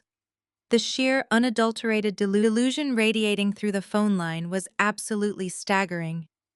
"You think I care about what the media thinks of you, Brenda?" I asked, my voice smooth and completely devoid of any emotion. You think my corporate board of directors cares that the people who tried to steal my company are currently sleeping on a stained motel mattress? Let me make something very clear to you right now. I proudly wear my survival as a badge of honor, and your current poverty is just the beautiful punchline to my success story. Brenda gasped defensively, but before she could launch into another manipulative tirade, I cut her off completely. I told her to take a long, hard trip down memory lane and think back to the exact day I turned 18 years old. I reminded her of the day I finally packed my bags to leave their toxic house forever. I reminded her how I stood by the front door, holding a cheap duffel bag, completely terrified of the world, while she and Calvin prepared to leave for a luxury cruise. You looked at me with absolute disgust that day, I said, keeping my tone dangerously level. You reached into your designer purse and you pulled out two crisp $100 bills. You threw them onto the floor at my feet like I was a stray dog begging for scraps. You told me that I was a massive disappointment and that I needed to take those $200 and figure it out on my own. You told me to never ask you for another dime because all your money was reserved for Darren Future. The line went completely silent, except for the faint sound of cars passing by the motel. I told Brenda that I never forgot that exact moment. I told her that those $200 were the absolute last thing she ever gave me, and the harsh cruelty behind that gesture had fueled my entire rise to the top of the financial world. So I decided to return the favor today, I announced smoothly. I tracked down the temporary bank account you opened yesterday morning to receive your government assistance. I authorized a direct wire transfer from my personal account to yours about 10 minutes ago. Brenda breath hitched in her throat, a sudden wave of greedy hope replacing her fear. You wired me? She asked, her voice shaking with excitement. How much, Aisha? How much did you send us? I smiled, looking out at the beautiful glowing skyline of the city I now owned. I wired you exactly $200, I replied coldly. Take that money and figure it out on your own, Brenda. Consider it my final generous contribution to your permanent family vacation. I hope you spend it as wisely as I did when you threw me out on the streets. The brief silence that followed my statement was the most profound and delicious quiet I had ever experienced. The greedy, hopeful anticipation that had just been building in my mother chest shattered into a million irreparable pieces. When her brain finally processed the reality of what I had just said, the absolute devastation instantly morphed into a blind, violently toxic rage. Brenda completely lost her mind right there in the lobby of that cheap roadside motel. She began screaming at the top of her lungs, her voice cracking and tearing through the phone speaker like a wild, wounded animal. She hurled every single vile, nasty curse word she could think of directly at me, calling me a heartless, ungrateful monster and a demonic child who was destined to burn for what I had done to her golden family. She shrieked that I was a sociopath who derived sick pleasure from torturing my own flesh and blood. She yelled that Darren was sitting in a freezing federal prison cell because of my malicious trap, and that Calvin was having chest pains every single night on a terrible motel mattress. She blamed me for every single consequence they were facing, completely ignoring her own decades of relentless abuse and aggressive financial theft. She demanded that I cancel the $200 transfer and wire her millions immediately, or she would curse my name until her dying breath. Any normal person might have yelled back or defended themselves against such a violent barrage of verbal hatred. But I was no longer a normal person, and I was certainly no longer the scared little girl who desperately craved her mother validation. I did not raise my voice. I did not offer a single word of justification. I did not even feel a tiny ounce of anger or residual pain. Instead, I simply held the phone a few inches away from my ear and listened to her frantic, pathetic screaming. I let the heavy, one-sided silence stretch out for a long, agonizing minute, deliberately highlighting my complete and total emotional detachment from her existence. I wanted her to feel the vast, empty void of my indifference. I wanted her to scream into the phone and realize that her words had absolutely zero power over me anymore. She was just a crazy, broke woman screaming at a billionaire who was already bored of the conversation. As her voice began to grow hoarse, and her insults turned into desperate, breathless sobbing, I casually moved my thumb over the bright red button on the screen. I did not say goodbye. I did not offer any closing remarks or final petty insults to drag out the communication. I just pressed the end call button and severed the connection forever. The phone screen went completely black, and the beautiful serene silence of my luxury penthouse instantly returned, wrapping around me like a warm protective blanket. The toxic noise of my past was finally entirely muted. I took a deep breath of the clean air-conditioned air and walked back over to my marble kitchen island. I picked up my luxury fountain pen and smoothly signed the bottom of the philanthropic contracts, allocating millions of dollars to the youths of Atlanta. My real legacy was just beginning, and my fake family was officially left behind in the dust of their own making. I had won the war completely. The private jet sliced through the heavy clouds high above the East Coast, leaving the loud, chaotic drama of Atlanta far behind me. I sat alone in the quiet plush cabin, watching the landscape shift as we headed north toward Michigan. The absolute silence of the flight was a stark contrast to the screaming and crying that had echoed through the grand ballroom just weeks prior, and the frantic screaming of my mother on the phone yesterday. There were no greedy family members here demanding my money or threatening my reputation. There was only the steady hum of the jet engines and the deep, profound peace of a closed chapter. When we finally landed in Detroit, the cool, crisp Midwestern air felt incredibly refreshing against my skin. I did not have a massive security detail or a crowd of elite socialites following me around today. I just had a waiting car that drove me straight to the quiet, modest cemetery on the absolute outskirts of the city. I walked slowly down the paved pathways, passing large, ornate mausoleums, until I reached a simple, polished granite headstone resting peacefully under the shade of a massive old oak tree. The inscription read, "Raymond Wright, a beloved mentor and a builder of quiet empires." I stood at the foot of his grave and took a deep breath, feeling a sudden, overwhelming wave of gratitude wash over my entire body. This was the man my parents had constantly called a ghetto failure to their elite friends. This was the man they maliciously used as a boogeyman to scare me into submission whenever I showed a spark of independence. They had absolutely no idea that beneath his grease-stained work shirts and his quiet, unassuming demeanor lay a brilliant mind that had mapped out the commercial future of an entire city. For 11 brutal summers, he had taken a rejected, heartbroken little girl and taught her how to read complex financial documents, how to negotiate ruthless corporate acquisitions, and most importantly, how to recognize her own undeniable self-worth. I reached into my designer coat pocket and carefully pulled out a small silver flask. It was filled with his absolute favorite aged bourbon, a rare, expensive vintage he used to keep hidden in the bottom drawer of his auto shop desk for very special occasions. I unscrewed the metal cap and tipped the flask forward, letting a generous splash of the amber liquid fall onto the dark, rich soil above his resting place. I raised the flask to my own lips and took a slow, burning sip, letting the warmth settle deep into my chest. "We did it, Uncle Ray," I whispered to the silent cemetery. "We finally balanced the scales and took back everything they tried to steal from us." I stood there in the quiet shade, feeling his steady, protective presence surrounding me just like it had during those long, humid summers in his garage. The broken teenage girl who had arrived in Detroit with her life stuffed into black garbage bags was now standing over his grave as a billionaire chief executive officer. He had given me the ultimate blueprint for survival, and I had executed it with absolute flawless precision. I heard the soft crunch of footsteps on the gravel pathway behind me, and I did not even need to turn around to know exactly who it was.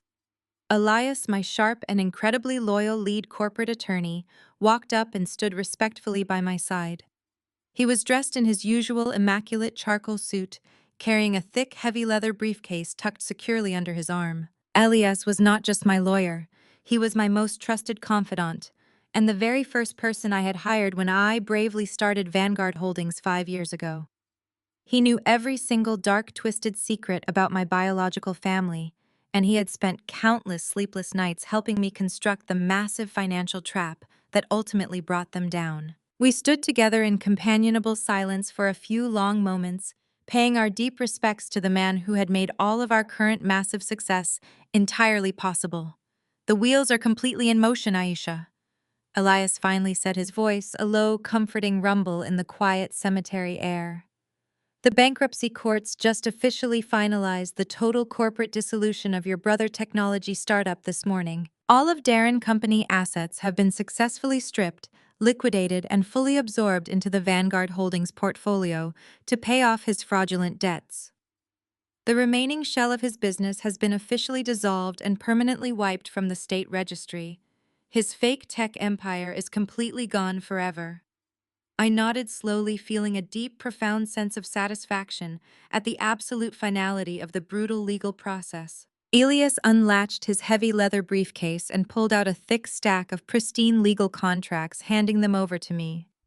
But we are not just here to bury the past, he continued, a proud, genuine smile touching his lips. We are here to officially build the future. I looked down at the dense documents in my hands. They were the final registration and funding papers for the Raymond Trust. We were launching a massive nonprofit startup incubator right here in the heart of Detroit, funded with $20 million of my own personal capital. The trust was specifically designed to provide aggressive funding, elite mentorship, and vital commercial real estate space to minority-owned businesses and underprivileged young entrepreneurs who were constantly ignored by traditional banks. We were taking Uncle Ray's quiet, hidden legacy and turning it into a loud, undeniable public force for good.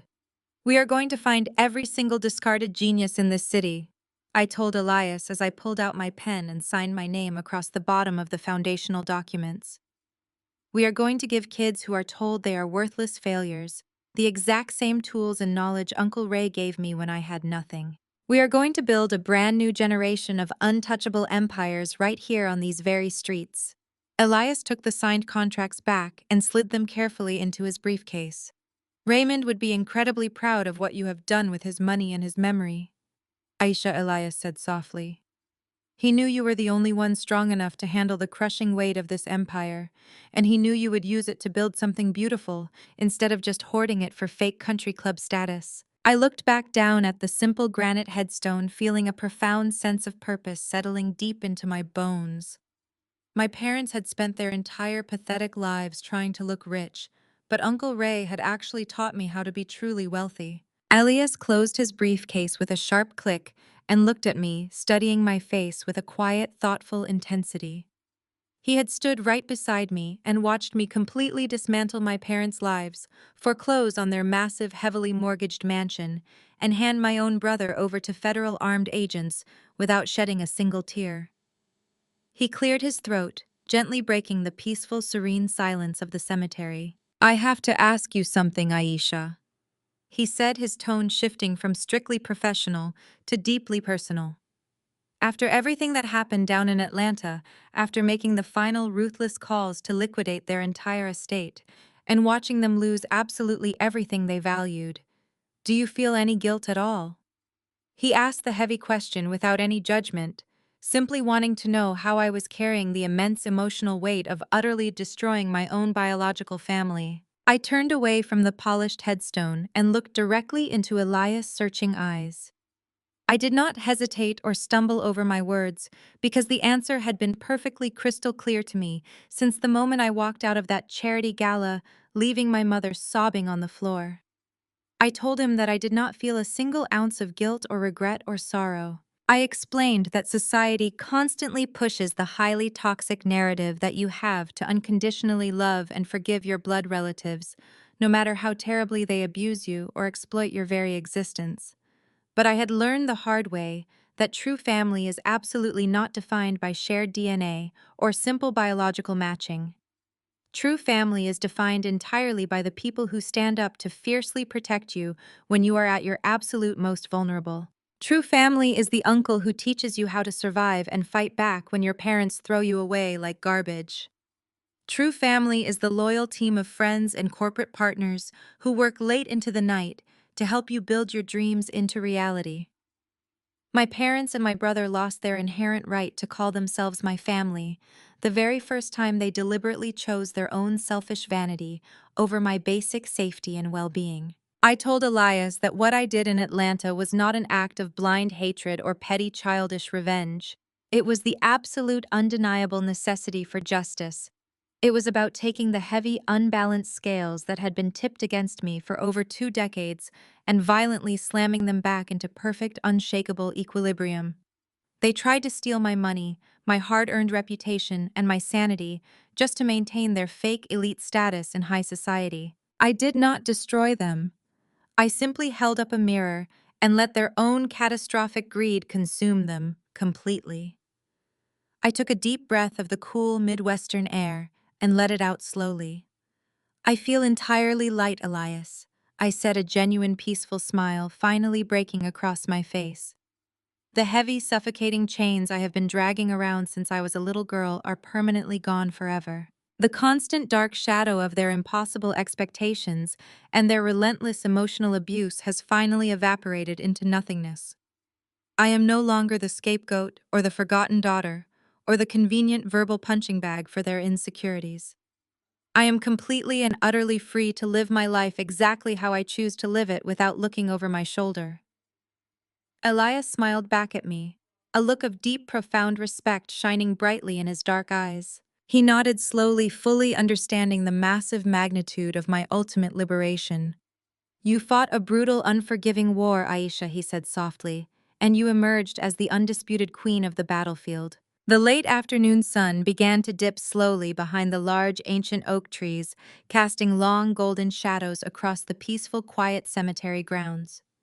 It was time to finally leave the dark past, where it rightfully belonged, buried deep in the cold earth, and move forward into the bright, expansive future we had just legally established.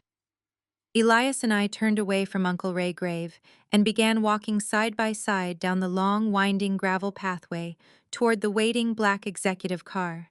The crisp, biting Detroit wind rustled through the autumn leaves high above us, sounding almost like a quiet, respectful round of applause from the very city that had saved my life.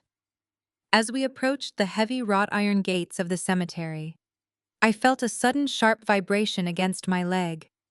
I reached into the deep pocket of my designer trench coat and pulled out my highly secure personal smartphone. The bright screen lit up, displaying a brand new email notification that had just bypassed my aggressive corporate spam filters. It was an official digital communication routed directly through the Federal Bureau of Prisons' electronic messaging system. I stopped walking for a brief moment and stared down at the glowing screen. The sender name, clearly displayed in bold black letters, was Darren Wright. My golden child brother was currently sitting in a cold, sterile holding cell at a maximum security federal detention center, eagerly awaiting his criminal trial for wire fraud and aggravated identity theft. I did not even need to open the message to know exactly what pathetic nonsense it contained, because the first few lines of text were fully visible in the subject preview pane. Darren was frantically begging me to deposit emergency funds into his prison commissary account. He was whining endlessly about the terrible, cramped living conditions, crying that the prison food was completely inedible, and pleading with his billionaire sister to hire him a high-powered defense attorney to get him out of the massive federal mess he had foolishly created. The golden child was finally experiencing the harsh, brutal reality of a world where our mother could no longer magically bail him out of trouble with a stolen credit card. He was reduced to sending pathetic digital begging letters from behind thick steel bars, hoping I would somehow feel sorry for the very man who had aggressively tried to ruin my entire life just a few weeks prior. Elias stopped walking a few paces ahead of me and looked back, noticing that I had completely frozen in place near the gates.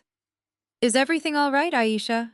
he asked, his sharp, observant eyes scanning my face for any signs of emotional distress or hesitation. I looked down at the desperate, pleading words of my brother, illuminating the glass screen of my phone.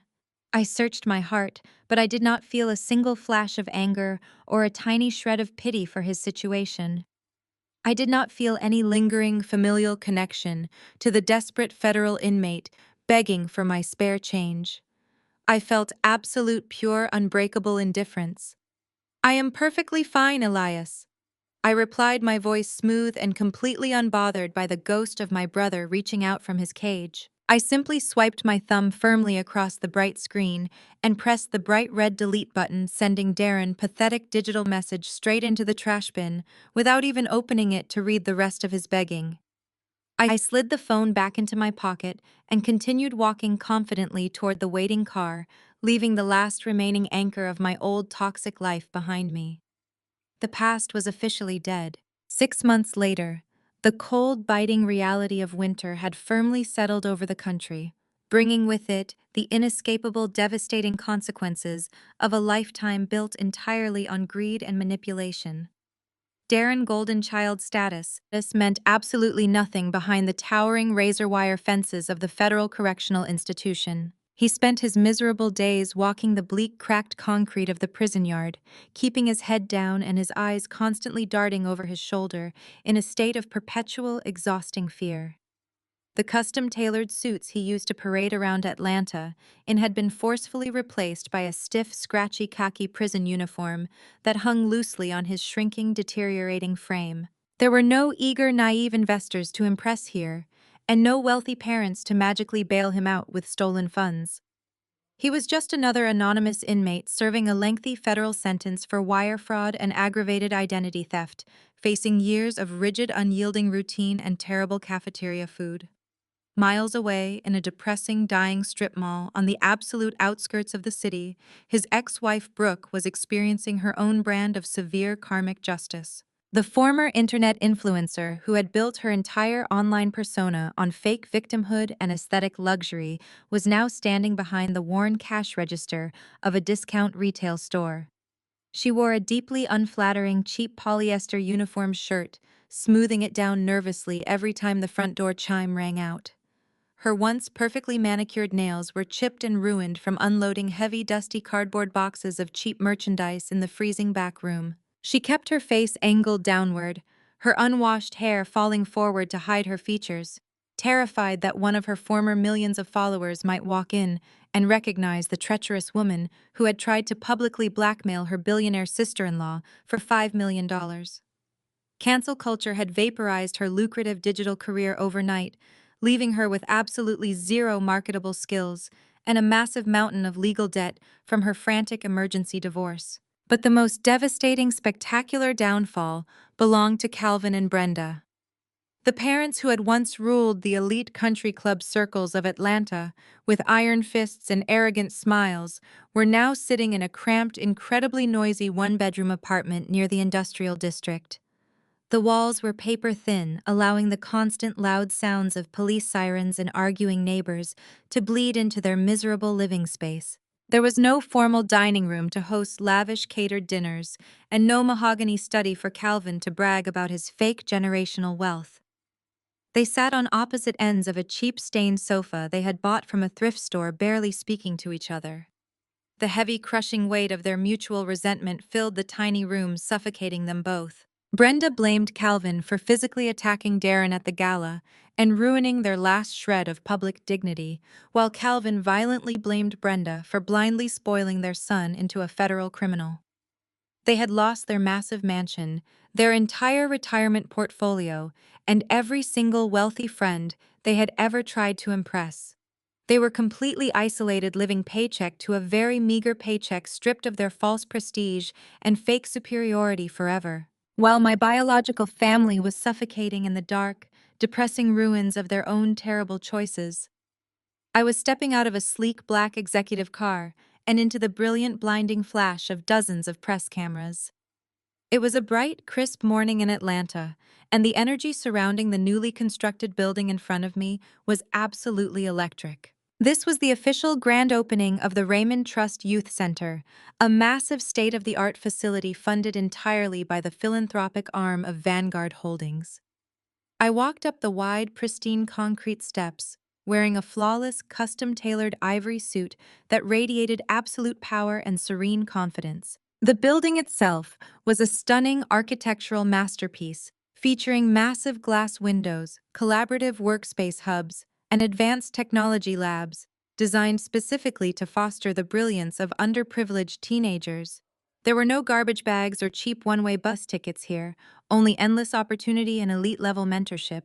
A large, enthusiastic crowd had gathered to witness the ribbon-cutting ceremony, including top city officials, prominent community leaders, and hundreds of local residents who were eager to see the highly anticipated facility finally open its doors.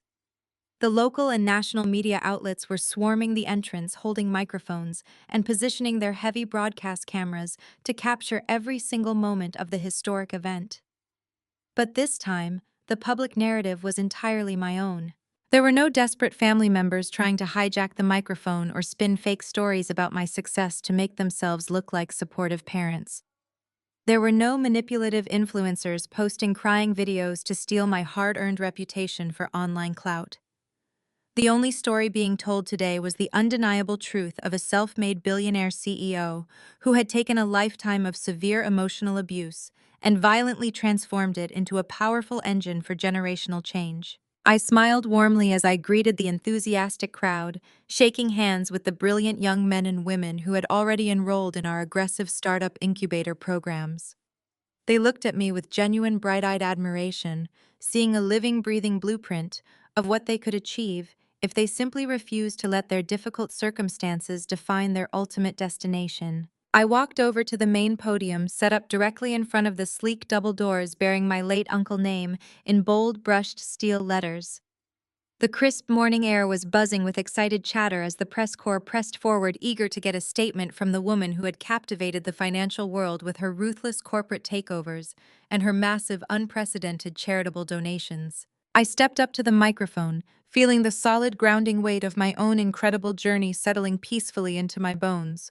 I was no longer the forgotten daughter hiding in the background, terrified of doing something wrong. I was the untouchable architect of a brand new legacy standing entirely on a foundation of my own creation. As I stood behind the podium, waiting for the massive crowd to settle down, a seasoned financial reporter from a major national news network stepped forward to the front of the press gaggle. She held up her digital audio recorder and looked at me with a mixture of deep professional respect and intense journalistic curiosity. Aisha, she began, her voice carrying clearly over the hushed, expectant crowd. Your rise in the highly competitive corporate world has been absolutely unprecedented. You built Vanguard Holdings from a small unknown entity into a towering financial juggernaut, and now you are pouring millions of dollars into empowering the next generation of minority entrepreneurs right here in Atlanta and up in Detroit. She paused for a brief moment, ensuring the heavy broadcast cameras had a perfectly clear shot of my face before delivering the ultimate final question. Everyone wants to know the secret behind this massive empire.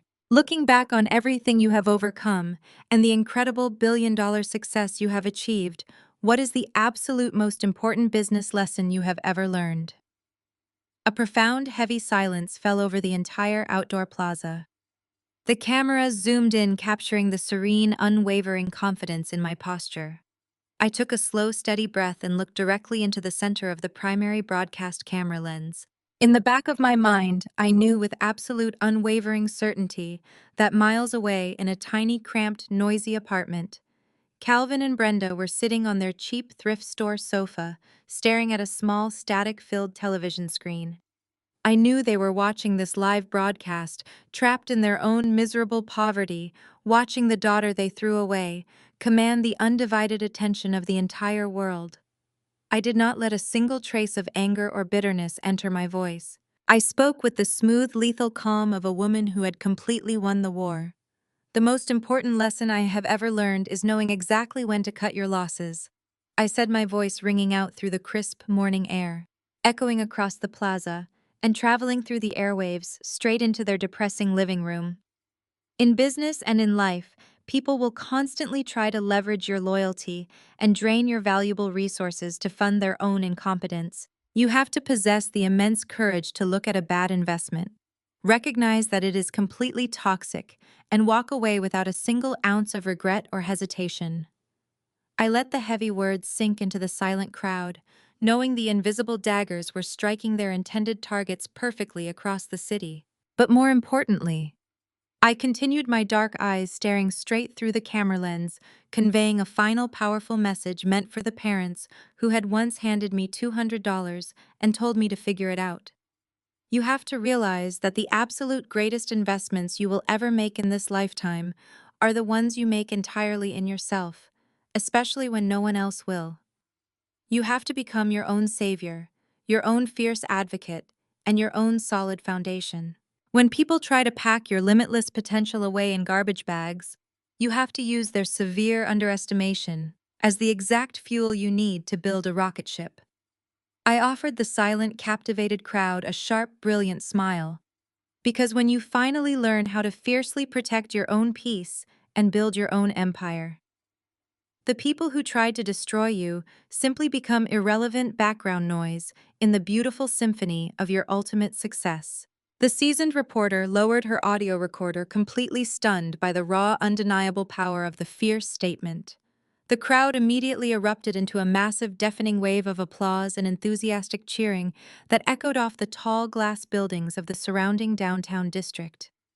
I stepped back from the podium and reached for the heavy ceremonial oversized scissors resting on a plush velvet pillow nearby. I motioned for my executive team to join me at the front of the wide stage. Elias stepped up to my right side, his immaculate dark suit catching the bright morning sunlight, a proud, genuine smile breaking across his normally stoic professional face. The rest of my loyal, dedicated Vanguard Holdings leadership team gathered around me, their powerful presence, a physical testament to the incredible, unbreakable family I had meticulously chosen and built for myself over the past 5 years. They were the brilliant, hardworking people who had stayed late into the dark night, analyzing complex contracts, running aggressive corporate acquisitions, and helping me execute the flawless legal traps that secured my absolute freedom.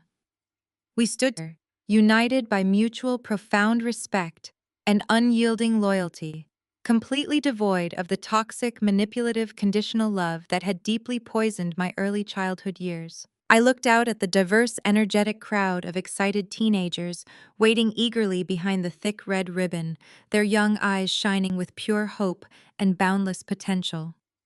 These were the bright, ambitious kids who would learn how to write advanced code, how to negotiate complex commercial real estate deals, and how to build strong generational wealth that could never be stolen from them by greedy, entitled relatives. They were the true, living, breathing legacy of Uncle Ray, quiet genius, and my own relentless, unbreakable survival. I gripped the smooth handles of the ceremonial scissors, and with one clean, decisive motion, I sliced smoothly through the thick red ribbon, officially opening the heavy glass doors to the future. The loud cheering intensified as the eager youth flooded past the barriers and into the bright, expansive lobby of the center, their happy voices filling the modern space with vibrant, joyful energy. I handed the oversized scissors back to the smiling event coordinator and turned to look at Elias, who gave me a silent, respectful nod of profound, absolute understanding. There were no lingering dark shadows of my traumatic past attempting to drag me back down into the dirt.